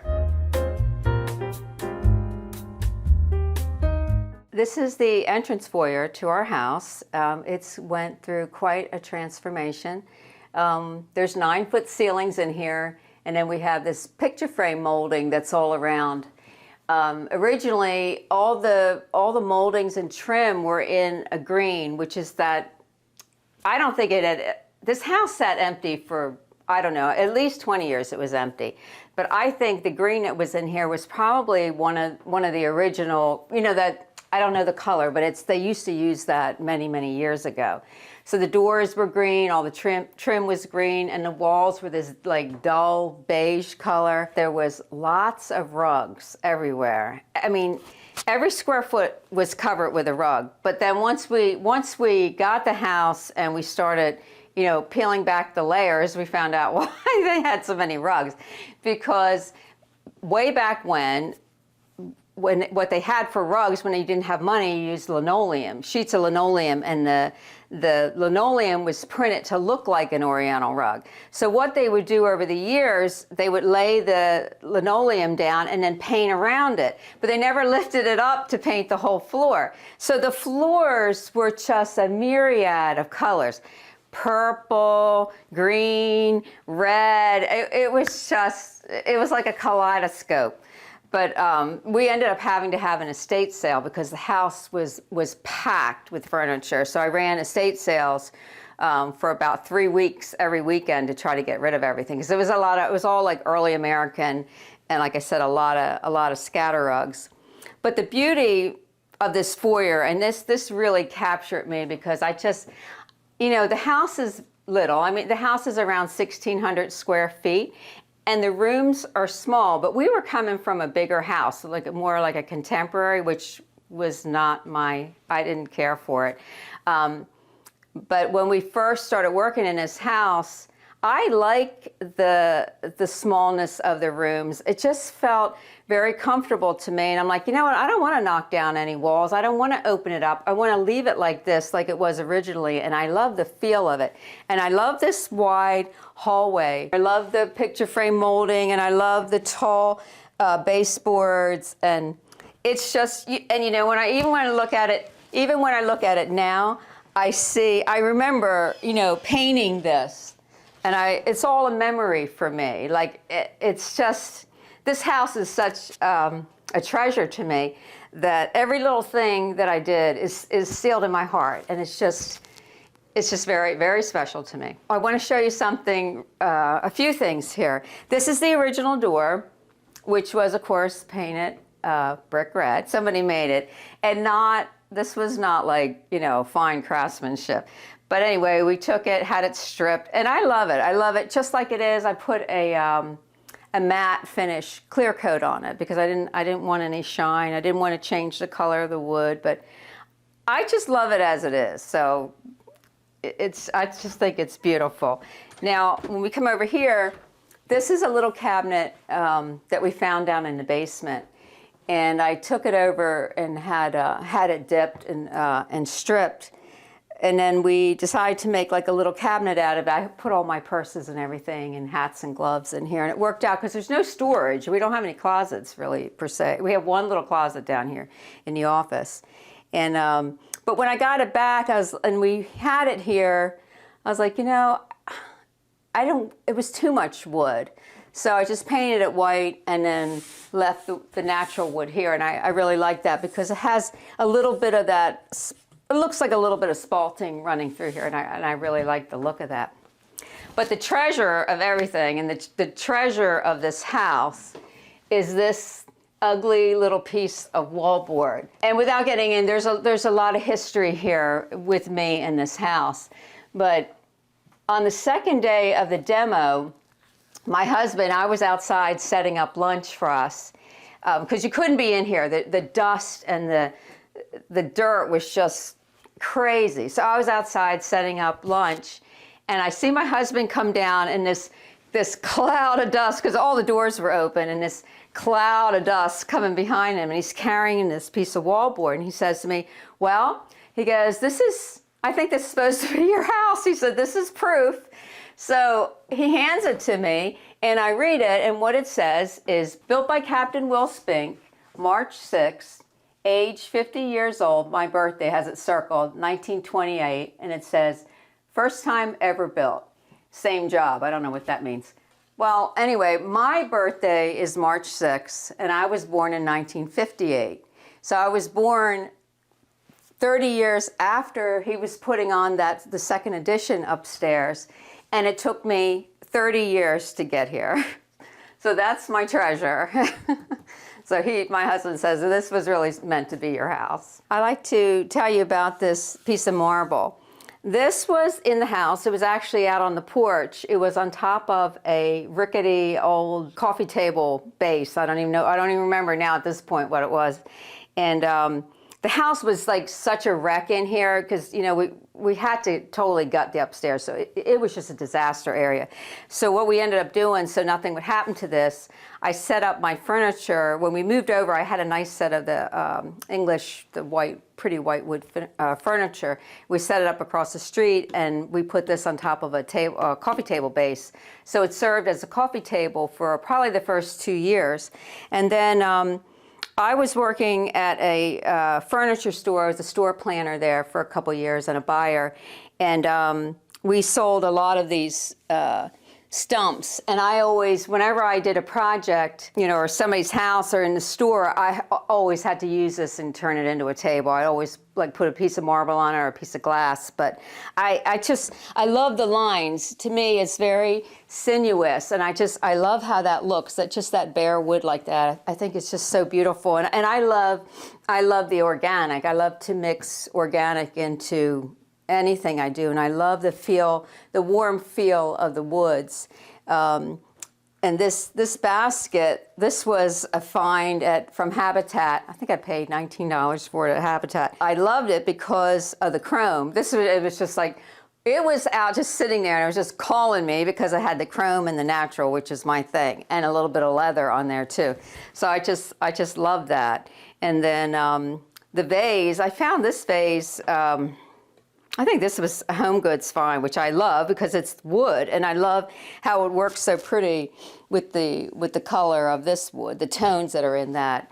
And the flowers were from my little friend that lives next door, Caroline. She did the flowers for me, and I just love the Queen Anne's lace and the mums. It's just so beautiful and just open and airy, and I think it just came out really, really pretty. And then You'll probably notice I have a lot of photographs. To me, photographs are my art. I love black and white photographs. And it's all my family, you know, they're all my children and my grandchildren.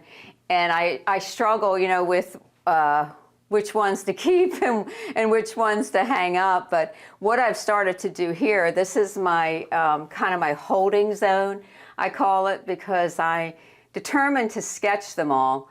And over the years I will. So what I do is I hang them here and then eventually plan to sketch them, and then they'll be sketches instead of photos. I really hate like a studio photo. I don't like that. I like candid shots. I like to catch them with their personalities, you know, as who they are. I love this rattan peacock chair. My husband got me this for Christmas last year. It was a find at Habitat for Humanity. I think it was a little too much money for Habitat for Humanity, but I loved it. And this spot was calling for it. It had to go here. And then I just put a little Mongolian sheepskin here, which I love.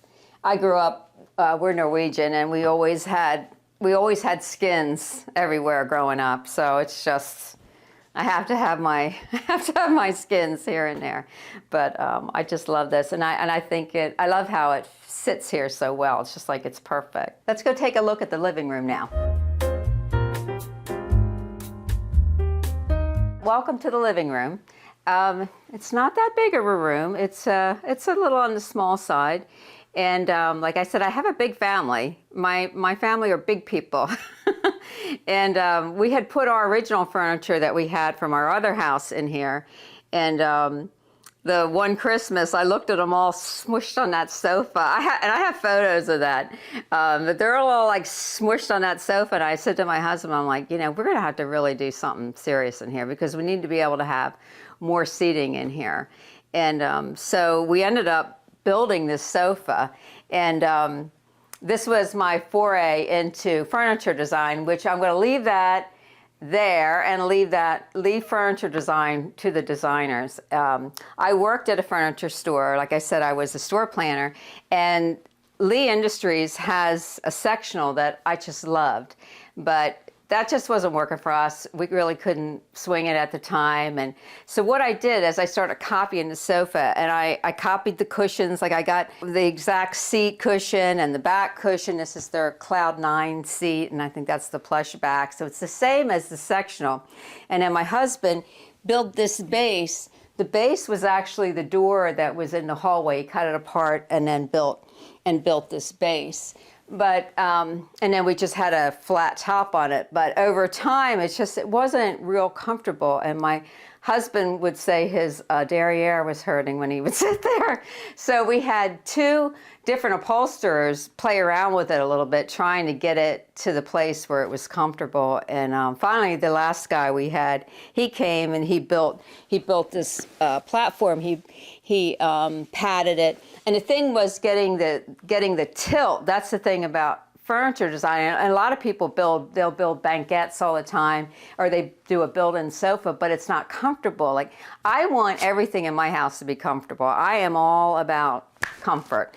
And that, to sit flat is not comfy. So doing it this way, where everything's kind of tilted back a little bit, gives you that comfort, like you're sitting on I mean, it's not the same as a sectional, but it works really well, and it's comfortable now. And the other good thing about it, when I take these cushions off, it's actually like a twin bed here. And if you're smaller, I can fit two people here. So it gives us a little extra. And then I love the fabric is washed Belgian linen, so I can take it off and wash it. And it's a pale gray, but it's really mellowed over the last couple years, which I really love, because I always did, like I said earlier, white slip covers, but I wanted to do the gray. I wanted a little bit of a color, and I wasn't sure. Like I kept saying, oh, I'm just going to slip cover it white, but I really love it now because it's really mellowing and fading out, and I hope that it'll continue to do that, and I just really like it. And it's strong and it holds up. You know, when I have family here, I don't have to worry about anything because I can just take it off and wash it. The other thing, what happened here with the rug, this rug really began to set the tone for this whole room. I mean, it's gone through, this room's gone through a couple different gyrations of color and different things. I had it all kind of white and navy for a while. But this rug, in 1993, we were in Mississippi for about 9 years, and I was an interior designer. And I used to travel a lot, and the distances with my clients was, 85 miles, 90 miles one way. So it was a haul for me to go anywhere. So what I started doing, I got a big Suburban, and I would load up my Suburban with all my accessories, and I found this gentleman in Greenwood, Mississippi from Ashley's Rug World, if you're still, I think he's still in business. And we worked out a deal where he would load me up with Oriental rugs, and I would keep them in the truck. So when I would go out to a job, I could just go out to my truck and get a rug. So anyway, this one, I loved this one, and I bought this and kept it for myself. It was this dark, kind of like it wasn't pink and it wasn't red. It was this really pretty, like rosy red color or pinkish red, and but it just didn't suit me anymore. And so for the last 10 years, really, it's been in a bag in storage, and we hadn't been using it. So one day I said, I found this guy in New York, and what they do is it's a process called antiquing. And so he came and he took a look at it. And I said, well, what do you think could happen to it? And he said, well, the process, what it does, it strips away the color, but you're not guaranteed of what color it's going to come up. But he's done it enough, he kind of understands what could happen. So he's looking at it, and he said, I think it's going to come up kind of cream and gray, maybe brown. I said, that's perfect. And at that point, I didn't really care, because I would just like be out the money, that it cost me to have it redone. And I thought, well, if I don't like it, I'll just sell it. And so he took it, and it was quite a process. What they do first is they shave the pile on the rug, and when they do that, it intensifies the pattern. So what if that pattern had seemed a little muted before? As you can see, like the blacks and all these different parts here, they weren't that noticeable before, and that was actually like there was like a navy blue, those colors. So when they shave it, that pattern just really rises to the surface, and you can really see it. Then it begins to go through all these different chemicals. And it's a little scary because it's older, and you don't know if it's going to make it, and you're not guaranteed. So anyway, took quite a few months. I get it back. I fell in love with it. And I love it. I mean, what happens with these things? I mean, you can see here, there's like some white thread here. But when these rugs are made, they are, maybe that yarn came from a different village. Like the colors are never going to be exactly the same. And sometimes in these rugs, you'll see big swaths of areas where like you can see here almost, if you can get that. See how this is gray, and that, because then that would have been yarn that was used from another village. So you're never, when they dye everything, it's different, but then you just never know what it's going to come up because of the different yarns that are used. And the interesting fact is that was my family's business. My grandmother was in the Oriental rug business, and that was her father's business. They were Armenian, and they sold Oriental rugs. So that's where I grew up, in an Oriental rug store as a child. That's where we spent our summers. She was in Ocean City on the boardwalk, and we spent our summers, sleeping behind the Oriental rugs they were up on big easels, and we would sleep and take naps back behind them in the store. But back to the rug, I mean, I love how the rug came out, and I feel like it set the whole tone really for the whole house. And then I feel now like we've been here 9 years, the house has started to settle into itself, and she's taken on a look that really suits her. And it's nice to let the house do that. And I think like the house is just kind of doing that herself, really. I mean, I kind of took a step back from it. And as I did that, the design starts to evolve, and I'm really pleased with how it came out now. And I'd had this coffee table before I did the rug, which has that kind of amber brown. So when the rug came in, I was like, oh, I love it with the coffee table now. And then these two pieces, this is, I got this at an estate sale. I think I paid like 20 bucks for it. I found this piece. I think it's the same artist. It looks exactly the same. Because it almost looks like torn paper, which I know it's not, but I think it is. I think it is the same artist, and I love how that worked together. But I have a funny story about the turtle. Why I had to get this turtle. When we first moved here, my daughter bought us this great big float, you know, like a 5-person float. So we had it down in the river. And one day I was out there and I'm floating around, and I was like, oh, this thing is really dirty. I need to get off and clean it. So I pulled in.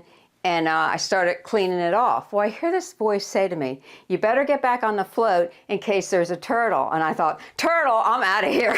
So I paddled in, I got off it, I came up. And that night, my husband and I are sitting across there, and we see something big moving very slowly out there in the mud. It was dead low tide, and this big thing is moving.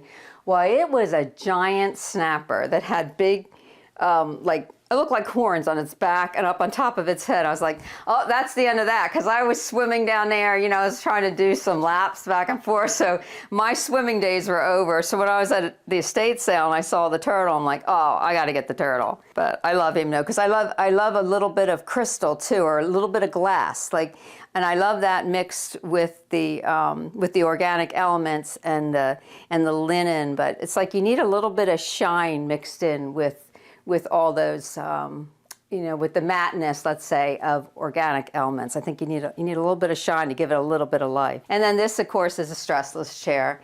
My husband calls it the sleepy chair because anybody that sits there is going to fall asleep right away. But that's from Eclectic, and I just love that. And if you got little aches and pains or bad back, that's the chair. You got to have that chair. It's fabulous. I love the white leather and a little bit of chrome. Or not chrome, but the stainless steel, and then the light wood, I think, just brings it all together in here. Well, let me tell you my story about this house, because there's a lot of history here with this house. I first encountered this house in 1986, when, after dropping my son off next door to visit his little friend, Frankie, that was his kindergarten buddy, and they were friends for many years, and he would come back and forth, and we would come back and forth through here a lot. And then fast forward a lifetime later, I married my husband in 1993, and we had moved to Mississippi, and then we moved back here. And then in 2007, we actually bought a house right around the corner from here. I was going through a really difficult time in my life, and really shouldn't have been house hunting or getting involved in any kind of house hunting situation. But anyway, the market was really high, and we had a house over in Ventnor near the beach, and it was our opportunity to sell. So we sold our house in Ventnor, and it was very hard to find a house. Couldn't find anything. It was just like now. The market was crazy, and there was a housing shortage. So we knew we wanted to be over here in this neighborhood. Nothing to do with this house, but we wanted to be in this neighborhood. So there was one house for sale here. That was it. And it was a 1990s contemporary, not to my liking at all. And my husband liked it. He liked it a lot because we were coming from a 2-story row in Ventnor, which we had rehabbed. And there wasn't a lot of storage, or he didn't have a garage, or, much like that. So anyway, he was happy. He had a 2-car garage, had a basement, and 2 attics. That was a man's dream over there. So he was happy. We bought it, and we rehabbed it. But the thing was, I never felt at home there. And looking back now, to me, a home has to have soul. If a home doesn't have soul, it can be beautiful, or it can be perfect. It doesn't matter, like how perfect the design is, or the view, or whatever. If the house has no soul, to me anyway, it's just flat. You know, there's just, I have to have a connection, and I had no connection to that house. I mean, it was beautiful. It came out beautiful. Everybody loved it, but I was never, I never felt connected there. And, you know, it was literally, we could walk from that, from that house to here. And we would come past here all the time, and we always admired it. It sat empty, I think 20 years probably. I don't think anybody had really been here. There was an elderly couple that owned it, and they had a handicapped child, and they'd come down once in a while and cut the grass, and that was about it. And so it always looked abandoned, you know, tall grass blowing in the breeze, and it was just, it looked forlorn. And at that point in my life, I was so forlorn. I felt as forlorn as this house looked, you know, and we kind of, I think that's how we connected, because I was so sad. And I had come to the place in my life, I was like, you know, this sadness is just going to be with me for the rest of my life. I had a broken heart, and there was nothing ever going to make it better. So, you know, I was just doing my best going through life. But then in 2013, something started to change within me. I started waking with this anticipation and this excitement. I didn't know why. And I started feeling the need to clean out and get rid of things. I would call my daughter or my daughter-in-law, I'd say, I got this, you want it, come and get it now. Or I'd call my daughter's friends, you want this, come and get it now. And I was just like getting rid of things, packing things up, cleaning out. And I never knew why. And I started hearing just in case. And I would hear just in case. Every time I would tackle a project, I would hear just in case. And I would say, well, just in case of what? I didn't know. I had no idea. I had no idea what was coming. I mean, we had remodeled that house. It was beautiful. We had no intentions of moving or selling. That was not on our radar at all. And then in 2014, I started feeling the need to come by here. And I would say to myself, just in case. And I was like, just in case of what? I have no idea. So my grandchildren went to school right around the corner from here, and I would pick them up each day from school, and I would take the long way home, because I could have been to my house in a minute if I went that way, but I'd pick them up and I'd say, look, we're gonna take the long way home. And I said, I just need to swing by the little house for a minute. And they hated it. And they'd say, Mimi, why do you want to go past that house? Why do you like it so much? It's a dump.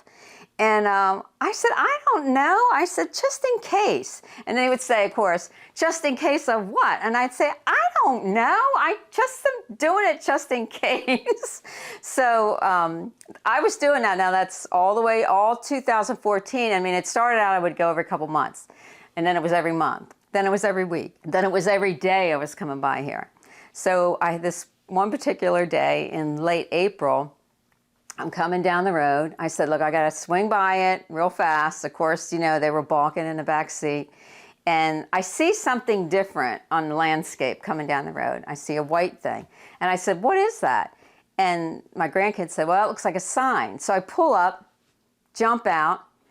I grabbed the thing, I grabbed it out of the ground, and it was a for sale sign.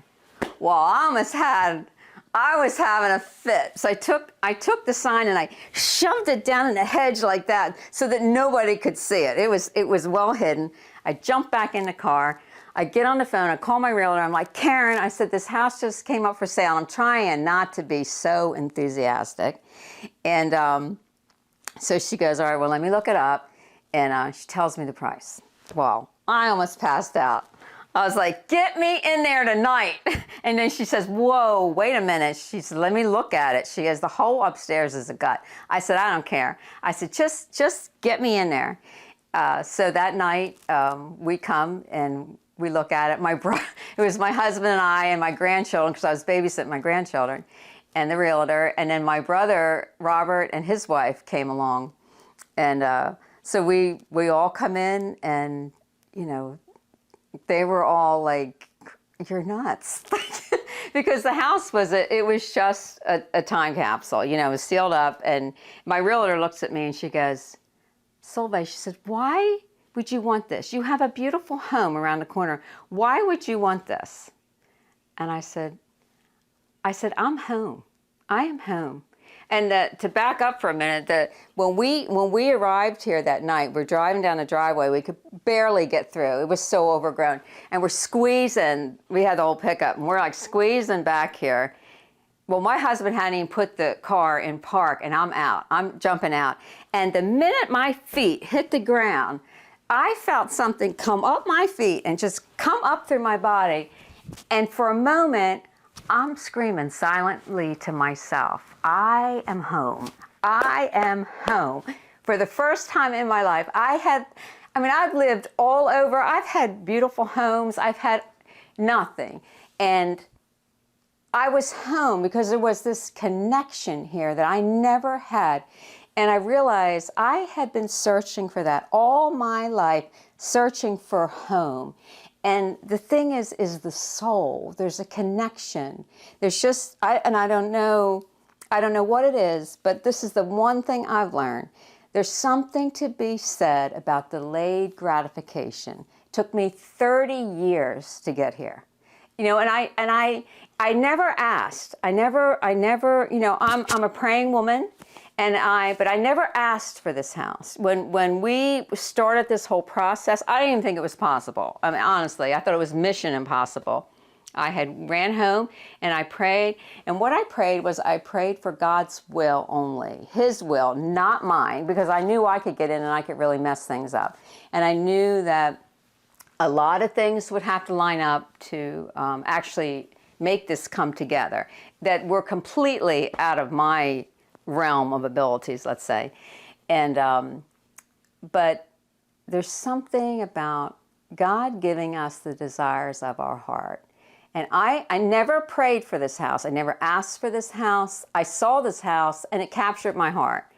And it captured my heart through such a difficult, the sadness that I felt. And this house seemed to be so sad because when I look at it, I knew what it could become.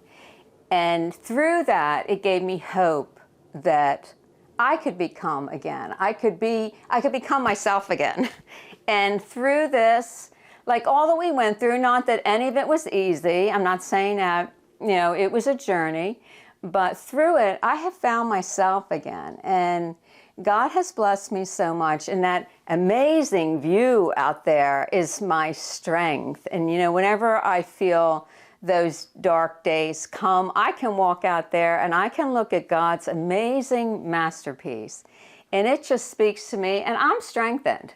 And I have joy again, that I thought joy was gone, and I have found it again. And it's rooted, and can a house heal me? I don't know, but between God and this house, I can tell you, I can laugh again. Something I never thought I could do. Well, come on, let's go look at the rest of the house. Well, welcome to my dining room. Again, the rooms are small, but I don't mind it, honestly. I really don't. I don't mind that they're closed off. But another thing that I love about this room is this window, which we have no idea why there's a window here, but we think that originally this was the kitchen because there was a chimney here. Once we took it all apart, there was a chimney here, but it still doesn't explain why there was a window here. And the prior owners had a china cabinet and it was shoved in there. So you didn't even know, when you walked in this way, you didn't know there was a window here. But when you went in the living room, what it looked like was a built-in bookcase. They had shelves in there. It was so bizarre. But so we, got rid of that china cabinet right away. And I love this because it's nice if you're, if you're in there watching TV. And I live in the kitchen, so if I have the TV on and you want to watch TV in here, it gets a little noisy. So my husband closes this to close me off sometimes. But anyway, This room has been through a few gyrations. I knew I wanted a banquette. The first time I saw this room, I'm like, how it was originally, there was one single window right here, just a long window, but it was so dark in here. It was just like a cave. So as soon as I saw this room, I'm like, oh, I need 2 windows and I need a banquette. Had to be a banquette. So I found this banquette at it's a restaurant supply place that they used to have in Mays Landing. There was a warehouse, and I don't know, I think I paid $100 for each section. I think it was black and red, probably came out of some old Italian restaurant. And I had my upholsterer recover this in a, it's not, I don't think it's Sombrella. It's a high performance fabric, which is great because, you know, with grandkids and great grandkids, you never know what's going to happen. And then I just put a vinyl on the seats, which is, it's very close to that knitting needles, that Sherwin-Williams knitting needles color. So it's just a real soft gray. And the vinyl is great. I can just clean it off. And I have my little sheepskins, which I always have to have my sheepskins. Now, this is my plate wall, which has gone through a couple gyrations because, like I said earlier, I had blue and white. And when I first started this, I wasn't sure what I wanted to do here. And I found these on eBay, of course, from England. They're a British stoneware. So I ordered these, and then that's just like a pottery barn. I found both of them on eBay, and I got them. I'm like, I like them, but I wasn't crazy over them. So we were rooting around in an antique store one day, and I came across these two, and they're Limoges. Well, I fell in love with these because they reminded me of the river with the browns and the fish, and it just reminded me. I said, that's perfect. That's what I want to go with. This one is funny, though, because this is when you shop late at night. This is not a good thing to do. So I found this is a Limoges piece, and I ordered it. You know, I clicked buy, you know, before I really thought about it. So then I woke up the next morning. I said to my husband, I said, I ordered this plate, but I think it's a dead fish because I got thinking about it. There's flowers and there's grass. I'm like, well, there wouldn't be flowers and grass under the water. And he's like laying there. So then the plate came a couple days later. I'm like, yeah, that's a dead fish laying there. So that's my dead fish plate. But I love how it looks, and I love the movement of it. Because, you know, where the house is old and it needs that little bit of modern edge to it, I think, to make it come alive. I didn't want to just do it all traditional, and I have to have that little bit of, I don't know, that it's an edge, I guess, to it. And I love the movement of it. And then this lamp was my husband's mother. She collected Duranware. So this is a Duran lamp, but it never really had a home. So it finally works really well with the plates, and I just love how that came out. So we'll move on into the kitchen. Well, welcome to my kitchen. This is where I'm at all the time, especially on Sundays. I can be in here pretty much all day. I always say I get stuck in here, but I love being in here because I love to cook, and I really enjoy being in here.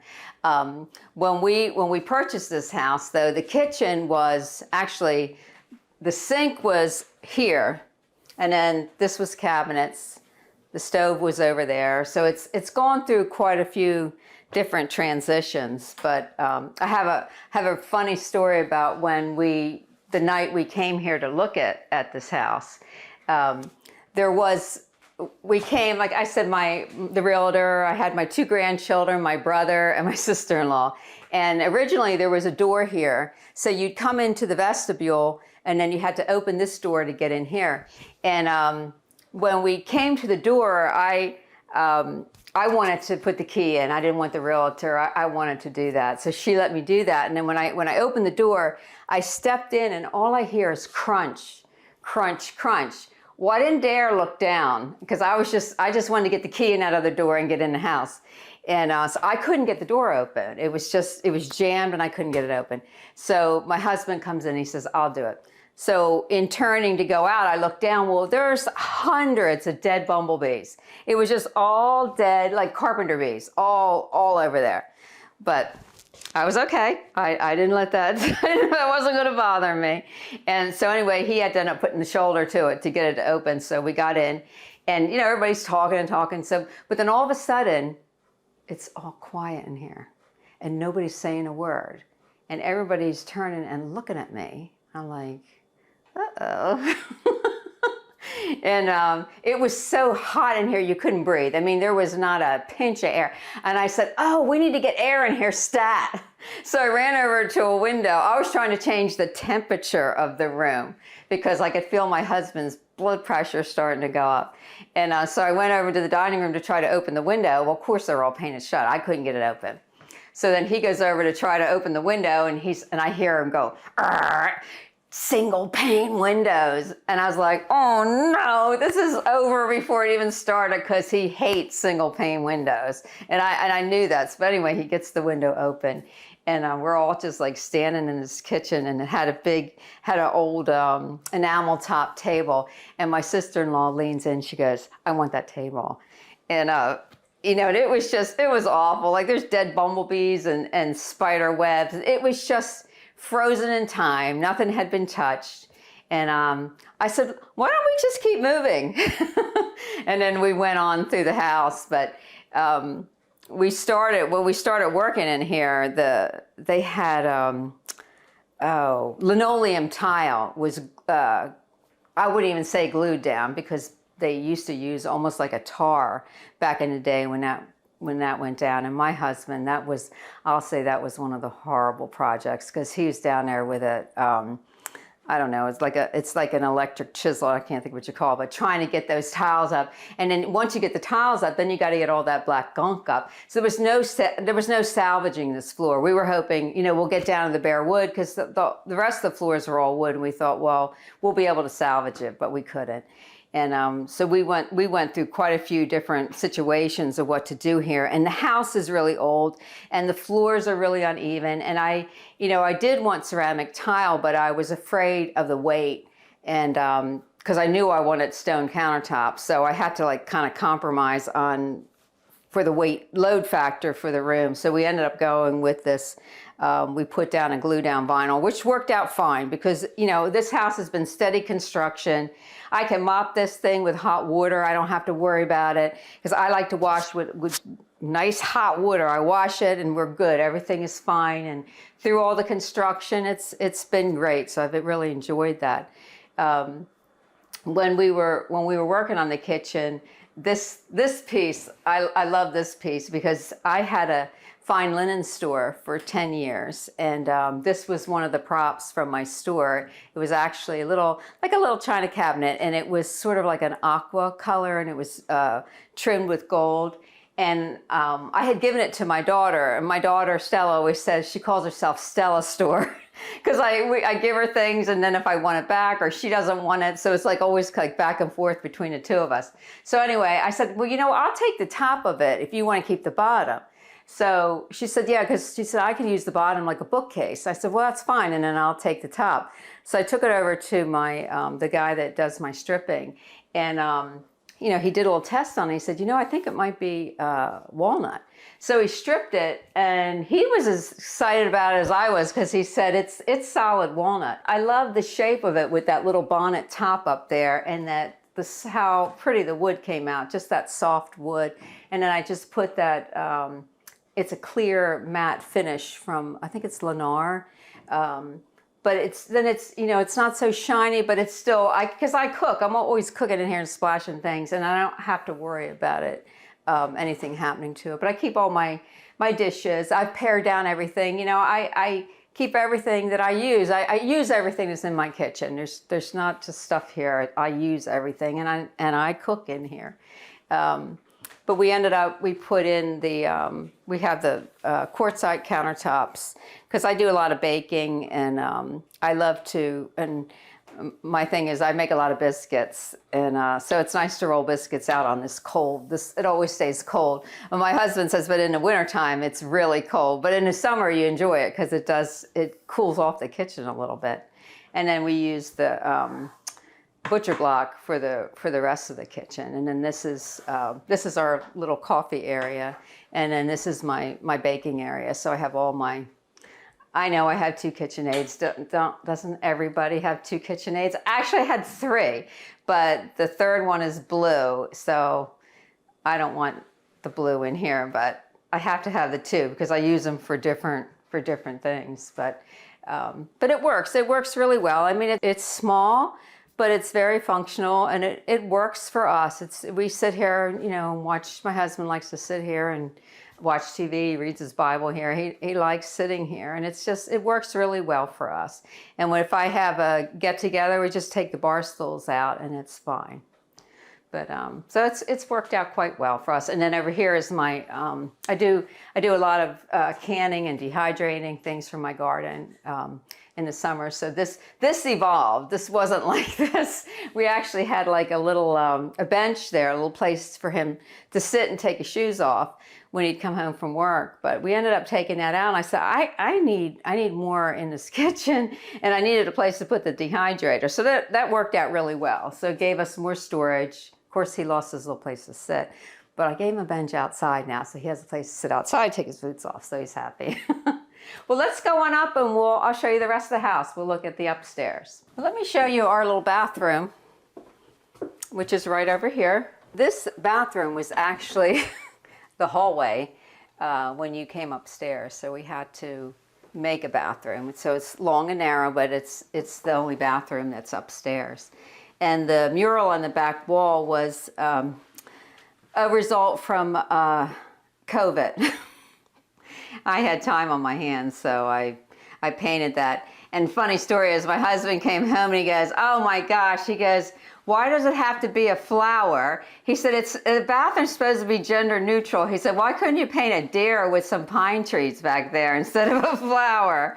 I said, well, I love flowers. I always paint flowers. So it was just funny. And then here, this is our little storage for my linens, and we bumped back in under the eaves of the roof, and this created a nice little storage area. This painting, this is another one from William Mackenzie. And after he passed, I was over at my friend's house, Joanne's, and she said, you know, why don't you take a painting? I went into his studio, and there's just hundreds of paintings. So I went through all these paintings, and I found this one, and I said, you know what, I really like that one. I'd like to have that. So she said, yeah, you take it. So anyway, I had it hanging in my office, and it hung in my office for probably 2 years. And then a couple months back, I decided, you know, I sort of want to take that upstairs. I wasn't really sure where I wanted to put it. So I had set it down here in the hallway. And one night I get up to come to the bathroom, and I see something glowing. And I said, what in the world is that? I thought it was a reflection from a light, because there was nothing here. And I'm like, what in the world is that? Well, I go over to touch it, and it's the painting. What was glowing was a cross. Apparently, he painted a cross underneath the painting in glow-in-the-dark paint. And so it glows at night. And I never knew that. All that time, it was down in my office, and I never saw it.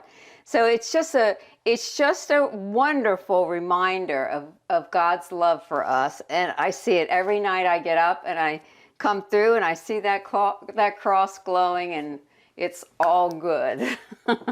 This is our little guest room, really, for the kids. I mean, when we were looking at this house, even though it was in the state that it was, my grandkids went crazy over this room. They just loved it because it was tiny. And we decided to do a built-in bed, and my husband took we found some old doors down in the basement, and he took the old doors and cut them and made the base of it. And then I have storage underneath for all my old linens. And like I said, I owned a linen store, so I have a lot of things that I had to keep. So they're all neatly stored underneath there. But it just makes like a great little room. And this is all my grandchildren's art. In my other house, I had a full art studio downstairs. So whenever I had my grandchildren, they always all painted. So this is their art from when they were little. They're all grown now, but my granddaughters, when they come, they sleep here. You know, you can still fit one in here, and then we'll go on into the master bedroom. So this is our master bedroom, and we did quite a bit of renovation up here. It was in deplorable shape, and it was actually segregated into about 3 rooms here.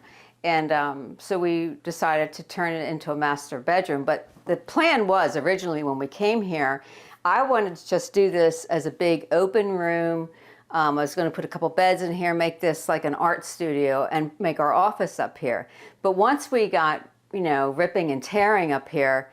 And my husband saw the view and he said, oh no, he said, if you're gonna make me live here, I want our bedroom up here. So what happened is like my budget for the kitchen went up here to do this because we had to do some structural work for the ceiling. And what I did is when I was drawing this up, I did these walls here. I wanted this kind of closed off here, not closed off, but I wanted it divided a little bit. And we had a framer come, and he's like, why do you want to do all that? That's so much extra work. But then once he got studying it, he said and I didn't know this, I mean, I just drew it up, but he said, by doing it this way, we saved ourselves thousands of dollars that we would have had to spend to do some more support upstairs. But by putting in these walls here and here, we then supported the roof in the way that it needed to be. So it worked out, it gave me the room that I wanted. Because I mean, the room's little, but I wanted to have the bed so it's kind of in a little alcove. And then I did these little, had these little built-in nightstands made. I found this guy on Etsy, actually, that made these. And I love these because I couldn't put nightstands here. I kept buying nightstands and I'd bring them in, and the floors are so wonky that they looked ridiculous. And I couldn't have that. I have to have that level plane for my nightstands. So this was the answer. So they're mounted here and they're mounted here. So they have good support, and they give us one drawer, and then I have storage for our throw pillows and our throws underneath. So that it works well. And then the bed is all storage underneath, so that works really well. And a funny story for this room, if you've seen the stairwell, there's no way to get furniture up that stairwell, let alone a mattress. So that was a problem. So when we got the windows, what I bought was, these are actually what they call drywall windows, where they're able to come out. So we can take these windows out. And to get our mattress in here, it had to be craned in. And luckily, I come from a rigging family, so I have a crane at my access, or I don't know what we would have done, because there's no getting a mattress up here. And my brother came over with the crane, and of course, on the day he comes with the crane, the wind picked up, and here's our mattress, like, whew, I mean, they're so good with the crane, like they have everything under control. And my husband took the window out, so my husband's standing out here on the roof. I was having a heart attack. I'm like, oh my God, he's gonna fall off, and here's this big mattress coming at him. But we managed to get it in and get settled. And then the other issue was the painting, and which is up here. All through the move, I wasn't focusing on that painting. It was hanging in my living room, and I honestly didn't give it any thought until we were really like getting to the end of the move. And I'm like, what am I going to do? Because there's no way it's coming up here.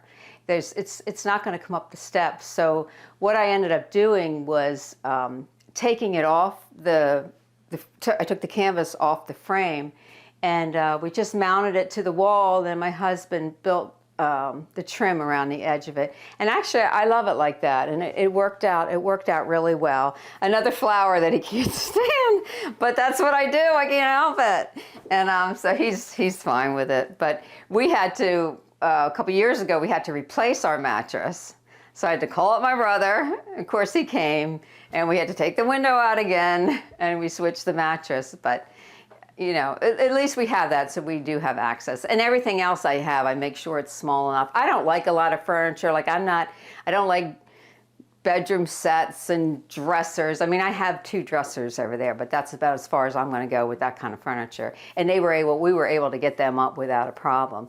But move over here, I want to show you. This is like my little dressing area. I have my dressing table, and then my husband built this great little nook over here. Which works out when the kids were a little bit smaller. I could always squeeze they're all getting too big now. They're all men and women now, but somebody could sleep here. And makes just a great little place, because in the winter, the porch gets too cold and you really can't sit out there. And I like to sit and read. So this was this is my winter spot. I have the porch in the summer and the spring, and then this is where I come in the winter time. But it's beautiful because the view out to the river is amazing, and then you can see the garden, and it's just a beautiful place. And then the floors, we kept the original floors up here, and the funny thing, with the floors, like I love the floors downstairs, and I painted these again, that knitting needles from Sherwin-Williams. But my husband hated the floors. He hated it downstairs. I loved it. I had the gray floors all throughout downstairs, but he hated it. He said it reminded him of his aunt's shack when he was growing up, and he said, I can't live with that. But he let me leave it up here, and I love them. I like I said earlier, I love this house, warts and all. I don't care. Every little chip, it just kind of tells a story. It has soul, and it just speaks to me, and it just makes me happy. It's not perfect. I mean, there's nothing perfect in this house, which I'm not perfect. I love good design. Don't get me wrong. Well, I love good design, but the imperfections is what gives it that soul and just makes it warm and comforting, and you feel like you can sit anywhere, you can touch anything. Nothing is really off limits, I should say. And but I really love it, and it's worked out just fine for us. So we'll go on downstairs and I'll show you the back patio. Before we head out to the patio, I got to tell you a funny story about these steps. The day we were here looking at it, we get upstairs and they had beds everywhere in this house, twin-size beds, which you could get the twin up and down, no problem. It was almost like a dormitory, it felt like. Because I think they were trying to rent it out to people, like to come for a vacation house, because it was brochures and things, I don't know. But my brother said, oh, well, he said, you ought to take one of those mattresses and attach it to that wall down there, so when you fall down the steps, at least you're going to fall into something soft. But we've been good. We've gotten used to them. When I first used to come up the steps, I was so short of breath I couldn't take it, because they're really steep and they're high and they're short. So it takes some getting used to it, but I love them. I mean, they're all uneven and they're worn. You can actually see the wear marks from the feet, from people coming up and down the steps. I mean, the house is over 100 years old, but I wouldn't change it for the world. I said, warts and all. I love her like she is. So come on, we'll go down and look at the back porch. Well, welcome to our new porch. It's been a labor of love, but we're almost finished. It's not quite finished yet. It's my husband. He's already out here enjoying the porch, enjoying the breeze, and we get these beautiful breezes coming off the river. It's just amazing. We love it out here. It's just a beautiful place to sit and relax. I want to tell you a minute about this chaise lounge. My parents gave me this for one of my birthdays a couple years ago. This is actually an old piece of theirs, and they had it refurbished and powder coated and put the blue and white stripes on it and surprised me with it. But I grew up with that. They used to be, I think they were yellow and white way back in the day, but I just love it. It's so comfortable, and I just think it's so pretty. And then the coffee table was theirs too. And my dad was tired of it, so I said, well, I'll take that. And I have a newfound love. It's called powder coating, because I used to spray paint everything for years, till I got to the point I said, my lungs have to be 75% spray paint. So I found this company, they do powder coat, because every year I was spraying that white. And so they powder coat it, and then you're not painting it again. And the same with the chairs. The chairs were, I forget where I got them, but I paid $5 a piece for those chairs. And then we had them powder coated, and then we had to restrap the bottom. When they powder coated, the guys cut the straps off, and it was so complicated to put the straps back on. So I had to take it. I forget what it was. It was like 2 hours from here up north to find a place that would restrap them, but they restrapped them for us. I found the cushions actually on Amazon, but they've worked out. They made a nice little seating area back here. And then the table, this is actually my father. My father's a wood hoarder, let's say. And this was part of his collection. And years ago, I don't know, I was kind of going through this time where I like to he gave me a grinder, and I would sit and just grind on the wood, like grind that finish. I probably should have never used a grinder on it, but that's what he showed me to do. And I took the grinder to it, and I love how it came up. But, and we had it in the house for years. We had it in our other house. But when we came over here, we had put it out in our greenhouse for a little while. I didn't really have a spot for it anymore. And it started to fade, this gray, and I love it. So when we were working on the porch, I always knew in my heart that's where this was going to settle, and I just love it. And then the branches are curly willow out of my curly willow tree, which I have a little story about that, because during the process of getting this house, it took us many, many months, over 4 months to get this house. It was, I don't know why it took so long, but that's what happened. I said, this house is a study in delayed gratification. And during that time, my husband used to walk down here, and he'd walk around the property and he'd pray. And so one day he comes back and he says, you know, I think that's really going to be our house, because he said, right off of the porch is a curly willow tree, which is my favorite. I always wanted a curly willow tree because I like to do things with flowers, and I always liked curly willow. And he said, there's irises everywhere. And he said the irises are, you know, that the irises are his mother's favorite. So he said, I really think this is going to be our house. And it was two things I hadn't seen. You know, I hadn't really studied the outside. I was just, I mean, I hadn't studied the yard. I was just studying the house in my mind, but not the yard. So the curly willow tree worked out beautiful in there. And I just love the lines of a curly willow branch. I think they're so pretty. So, and then we lead out down to our garden. This is our vegetable garden, which has evolved over the years. It keeps kind of growing. I do a lot of canning and dehydrating. And we grow a lot of different varieties of tomatoes. I try to grow things that I can't get at the grocery store, and my herbs. And it's just grown and evolved over the years. And the view is beautiful, and the breeze, and it's a beautiful place to be, and I feel so blessed to be able to call this place home. Home is just, it's where there's comfort, there's peace, and like I said earlier, there's soul, and there's a connection. You know, it's not found in just a beautiful house. That's not the goal. You know, I've been an interior designer. I've been in this business for many, many years. You know, and I've seen many a beautiful house, but not every house is a home. And how soul is created, it's through how you live your life in that house.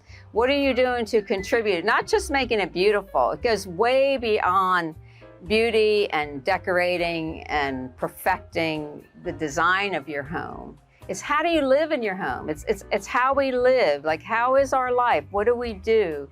And it's the beauty of how we live our lives. And to me, home is just, it's everything. Like when I go somewhere and I come down that road and I see my little house, it's a sanctuary where I'm completely at peace, and I feel so much joy, and it's just a wonderful place to be. And home is everything to me, and I don't care anything in the world. I'm happy to just come back here, and I'm happy to be here, and I love it.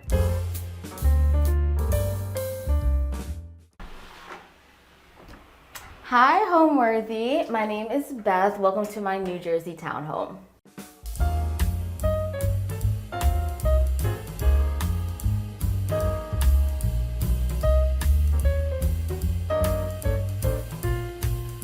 You're watching Homeworthy, where we believe every home has a story. Like and subscribe for more. Hi, my name is Beth Diana Smith. I am a New Jersey-based interior designer, and welcome to my home in Irvington, New Jersey, that I am actually the first owner of. I bought it when it was first built in 2003. So when I first was home shopping, I was very young. I was 22. I was just finishing college. And I knew I was going to have like big responsibilities. I was going to become my mother's primary caregiver. She got sick while I was in college. So when you marry just being finished being a very broke college student with, you also don't want to spend all your money. You're like within a set budget. So I was looking for something that was within my budget, and I had never lived in an apartment before. I'd always lived at homes with my family, so I wanted a home. And after looking and looking and looking, the search was extremely unsuccessful, but I met a woman at my very first job, and she knew I was looking and very frustrated during the search. And she called me one Saturday morning like, hey, I'm buying this townhouse. There are 5 of them. This guy was going to buy 2, and the deal fell through. She said, how quick can you be there? I said, give me 15 minutes. I'm on my way. And it was contractor grade. Everything was from the Home Depot. I've ripped out all the carpet, ripped out all the tile, laid down hardwood floors, paint, wallpaper. I've literally renovated my full bathroom, my powder room, and my kitchen. All new light fixtures. I mean, even the smoke detectors are new. There is not a portion in this house that I have not touched. Literally everything has been changed, upgraded. Everything under the sun. Right now we are in my living room, which I designed in an effort to create more lounge time for myself. So one of the first things I did is I found this amazing sofa that I had reupholstered in purple velvet. Purple is my favorite color, and I don't understand people that don't love velvet. And I wanted something big enough that if someone was staying over, they could just hang out on the couch and be comfortable. I also wanted a space that made me feel happy and inspired, and I absolutely love art. So I wanted to do a gallery wall over the sofa. And this is, a mix of so many pieces. I bought this piece while I was still in design school, and I just loved it because it's this library. I believe it's in Paris.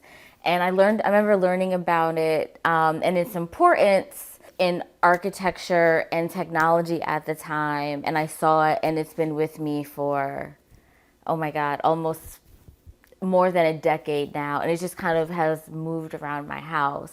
Then I have, fans from this amazing company called Reflection Design, framed art from one of my favorite artists. It's just a mix, a piece of Kuba cloth that was completely ripped up, but I salvaged a piece because I just loved it, and I just DIY framed it myself. Usually I use this as my ottoman, my coffee table, but it's really a trunk, and I wanted it for storage. Again, going back to someone was like hanging out overnight, or if I just wanted to like lounge in the living room one lazy Sunday. So I have a ton of bedding actually stored in this trunk for just easy access. Another place where sometimes I'll hang out, especially if I don't feel like wearing my glasses, is this chair. And I will literally sit here, eat, binge something for a little bit, and then once I've had my fill of whatever I want to do, then I will mosey myself over to the sofa for my lounging experience and kick my feet up. I am a lover of coffee table books as well. So what I wanted to do is show that for anyone who is watching TV to feel free to like get up and grab the book. Two of my favorite pieces in this living room are these oversized fashion faces from Philip's collection.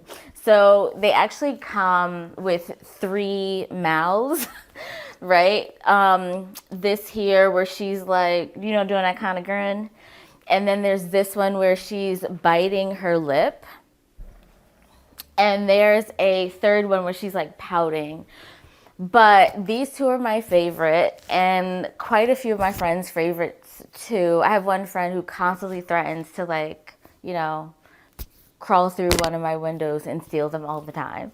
But a couple of my favorite pieces, because they're just so unique and cool, and I just love anything relatively brass. So that's kind of my living room. But I will talk about a couple of my funky pieces. So I love furniture that feels artful. So when I saw these stools with like the carving, and then she has her like sister over here, they were kind of like a must-have because they're multi-purpose. It can turn into extra seating. It could be an end table. They could be whatever I want them to be. And that's what I love about them. So these are the types of pieces that I'll collect and just move around the house or move with me whenever I'm ready to actually move. So even though I love wood floors, I don't like seeing too much of it. I feel like rugs give a lot of texture and can bring a lot of color from the floor, and that's what I wanted to do because I decided to put down wood floors straight through my kitchen. I was specifically looking for a rug that had highly saturated color, and I love a lot of patterns. So I was looking for something oversized that most of the furniture in the living room could fit on, that gave me a lot of shocking color, because this pink in this rug is so incredibly bright. I wanted to see it as soon as I walked in. I wanted to see it as soon as I came downstairs. And I paired it with the living room rug that played with a lot of some of the colors, like even with the pinks that is in here, it's like this pink's cousin.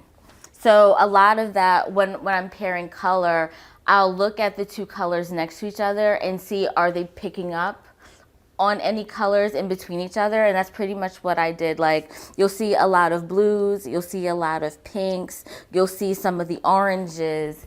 It's just a more muted version. And that's part of the goal with color. You can look at how the colors relate to each other. And then because I was also mixing patterns, you want to do a larger repeat with a smaller repeat and not two of the same, because then it looks busy instead of having a good flow. When it comes to decorating your walls, don't be afraid to think outside of the box. It does not have to be traditional art. You could use a basket where you just love the pattern. It could be a wall hanging. I mentioned about literally a piece of cloth that I thought was great, and because I didn't want to throw the piece away, I was like, you know what? I'm going to cut a piece and I'm just going to DIY frame it. It's only going to take me 15 minutes. So just kind of think outside of the box. It could be bowls, it could be baskets, it could be, I have a few fans on my wall. It could be anything. Be resourceful. There's that thing. I don't have it in my home now. I actually brought it into my office. I went on vacation, oh my God, this had to be 5-6 years ago, to Bermuda, and there was this amazing shop. And she had all these depictions of like images throughout Bermudian history. And some of it was on a tea towel. This tea towel was too fabulous to actually use, but I sent it away and had it framed, and it's now permanent art. And everyone always just like loves that story. Where you travel to and bringing back a memento can always be a piece of art. You just have to choose carefully. I feel like every home needs a bar, kind of like a must-have. So I made like this mini bar with a piece from Melanie Barnett. She is actually the founder of the Black Artists and Designers Guild, an amazing artist. And I change this often, probably like every few months. Right now, I'm a bourbon girl. So I have quite a few bourbons in this basket down here. Or if I want wine or champagne, or if I just want to pour a quick drink.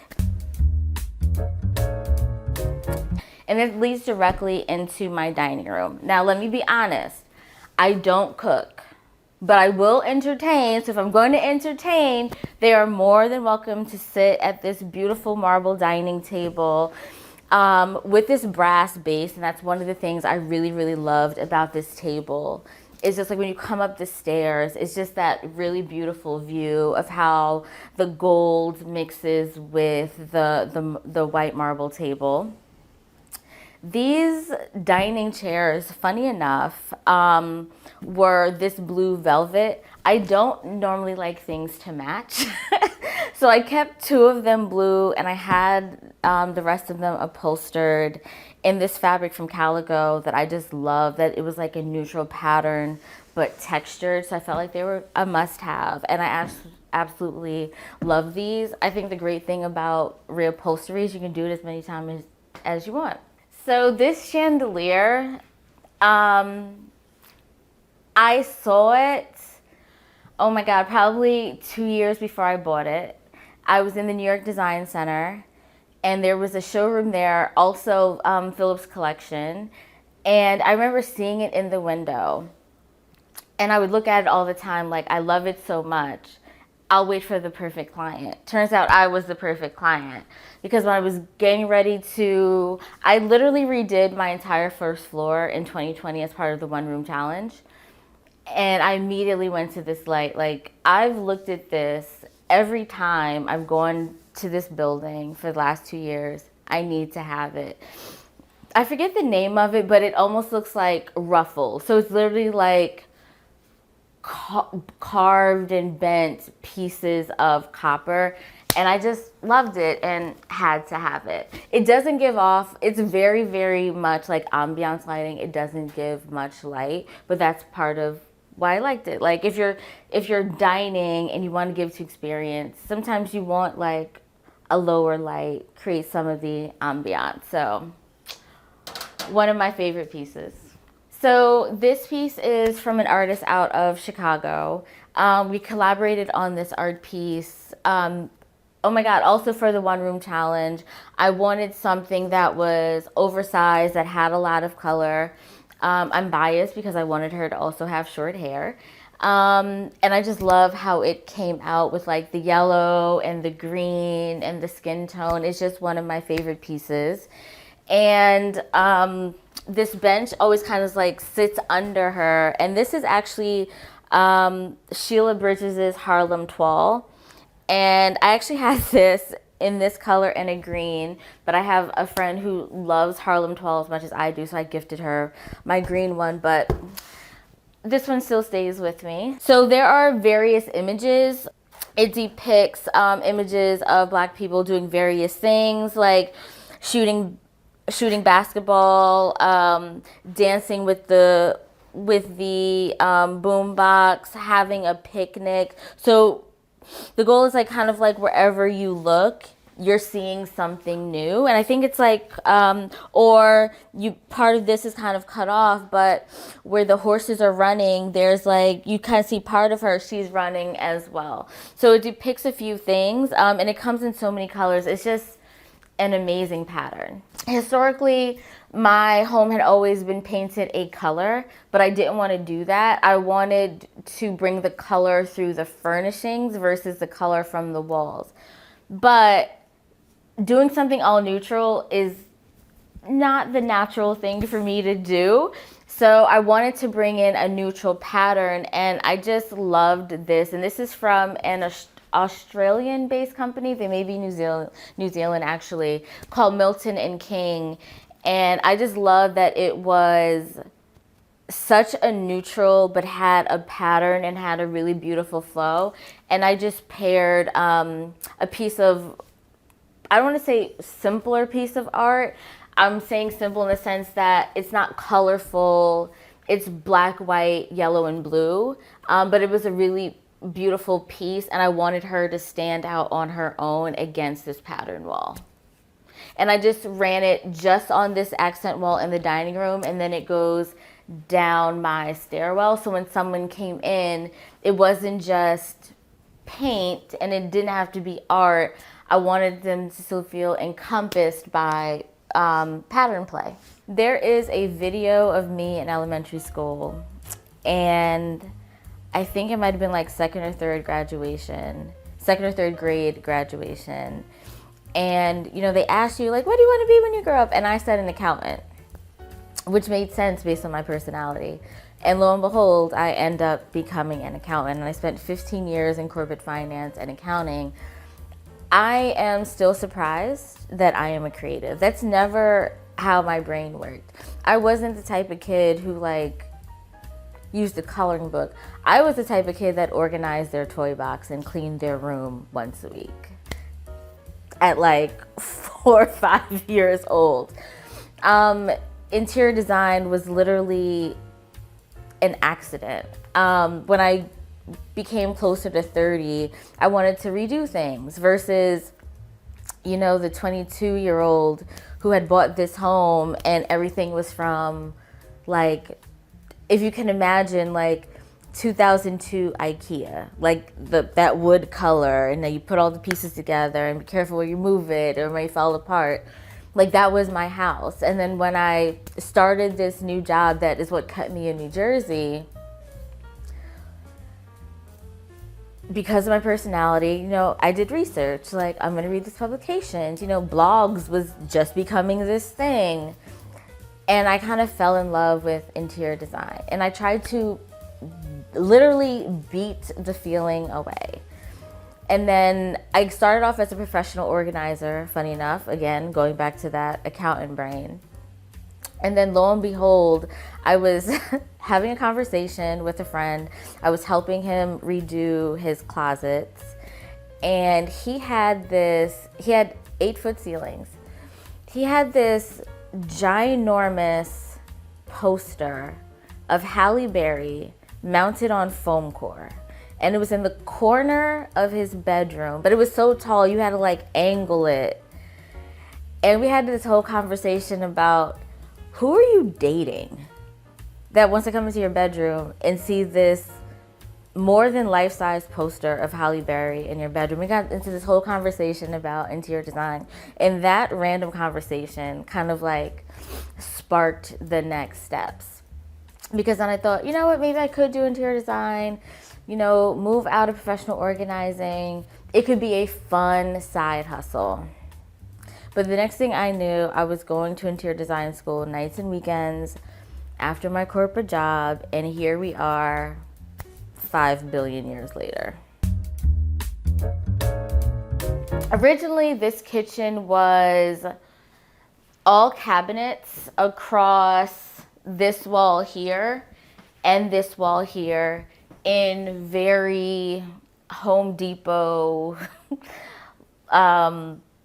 wood cabinetry that I did not like. So one of the things I did, and this was quite a few years ago, is I replaced all the cabinets. When I decided to redo my home in 2020, I kept the base cabinets as is, but I replaced, and I kept these uppers here, which were the same color as the base. So I had these uppers painted, and then I had open shelves put in here and here. I also have a pantry, and technically for someone who doesn't cook, I have quite a bit of cabinet space. So I have my cabinets here, my open shelves here, and my pantry. And I'm using it for multiple things. This is kind of like my tea station, because if I'm home, I only drink water or I'm drinking tea and hot chocolate. So here's like my teas, my big mugs for like hot chocolate, which is like a must have. And then on this side is like whenever I want to like eat or serve. So it's like my plates. I've inadvertently become a teapot collector. Oh, and here's the same thing. Here's Sheila Bridges's Harlem Toile. Which when I saw that this collection was coming out with Wedgwood, I absolutely had to have the teapot. And you'll see kind of like teapots mixed in. Like this one is more Moroccan inspired. Because I call it vertically challenged. My most used items are going to be on this shelf here and like this little area here. So that's where I try to center like my plates and my mugs. and I at least have 2 of everything. For most part, I'll have 4 or 6, again, for entertaining. And what I try to do is, even with my plates, it's never going to be like, it's either going to be a color or it's going to have a pattern on the front. And that's more so if I am entertaining, it's about the conversation. Like, people, when you entertain, people want to feel special, and I want to provide that experience. And part of that is having conversation pieces. 2 things I really want to showcase in the kitchen is this light fixture, because everyone thinks it's art, but no, it is functional lighting. Because I don't get a lot of natural light in the kitchen, outside of the ceiling light, I wanted some additional light just for like my quote unquote drink station. The other element I want to show you is the counter stools, because literally everyone that comes to my house rubs on them. And these are from Bungalow 5. They're actually called Villa and House now. And these are their hair on hide stools. And they are so comfortable and plush. And I mean, they're just a conversation piece in of themselves. Like, I mean, who has a hair on hide counter stool? These are amazing. And I feel like these are something I will have forever. So also part of when I wanted to redo my first floor back in 2020, there is a showroom called Left Bank Art, and I remember seeing her and I was just like, oh my God, I have to have it. And this is part of a series, but this one has always been my favorite. And I think it's a mix. I think it's a mix of how unapologetic she looks. I think it's her jewelry. I think it's how she's just like smoking the cigar and how she's just like holding it with her mouth versus her hand. It's just such an interesting photo that, I don't know, it brings me much joy. I feel like it's definitely going to live in the kitchen for quite a few more years. Part of the reason why I love this piece here is because I also wanted someone to appreciate, like, if they were going into the powder room, is if they came in, they got like this kind of like double art view into the powder room. And this was another art piece that I loved. So I set it up so when this door was open, this would be centered with the opening. Purple is literally my favorite color, and I paired it with this tile. Everyone thinks it's wallpaper, but it's actually tile. That's something like super textured. It's just so unique. And that's another reason why I love it. I always go for bold, textured color pattern. I feel like as long as it has 1 or 2 of those elements, I'm usually sold on it.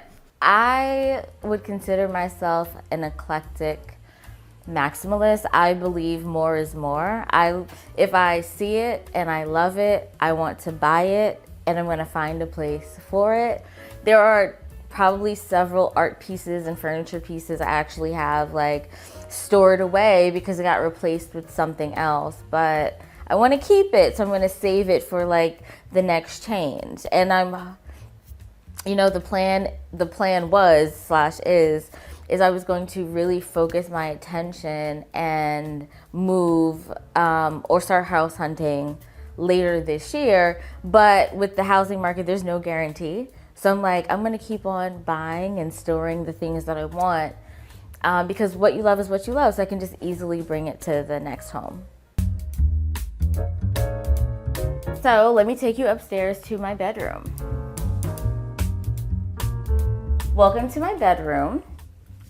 I think what everyone seems to love, including myself, is this accent wall that is actually reversible door casing. I thought it was too fabulous to be door casing, so a friend and I DIY installed it. It took forever. I have a new appreciation. I'd probably never do it again. I actually also installed the chair rails and picture frame molding in here as well. I'm a girl who likes her saw. I was trying to stay budget conscious, so I decided to DIY. I would say the hardest part of trying to get it done was the corners. because I don't do it often enough. So like trying to line up the picture frame so, you know, they looked like a professional did it. And then also doing this, the accent wall, and trying to like cut around for like the picture light and the outlets. By like the third day, I was definitely feeling the pain. Because one of my goals is to get more sleep, my bed was really important. So this is actually a bed from Satva, and it does like, the mattress does like all the things. Like it does the massaging vibrate thing, it can go up and down. What I did want to consider for my bed is literally what was going to go over my bed, and I wanted to keep it simple. My old bed was an extremely tall wooden headboard. So even till I get it back out the house, we just cut it up into pieces. So I wanted, because my bedroom does not get a lot of natural light, I wanted to incorporate a bunch of different light sources. So what's over the bed is actually a piece of framed fabric, a home goods score, and this picture light above it is actually from Hudson Valley Lighting. I wanted something that was, because I was going to do something that was wide, I wanted a picture light that was also on the wider side. I'm a bit of a reader, so I use my nightstand for books. For the most part, that's what's stored in these drawers. And again, I love art, so I loved this door art because I really do love architecture photography.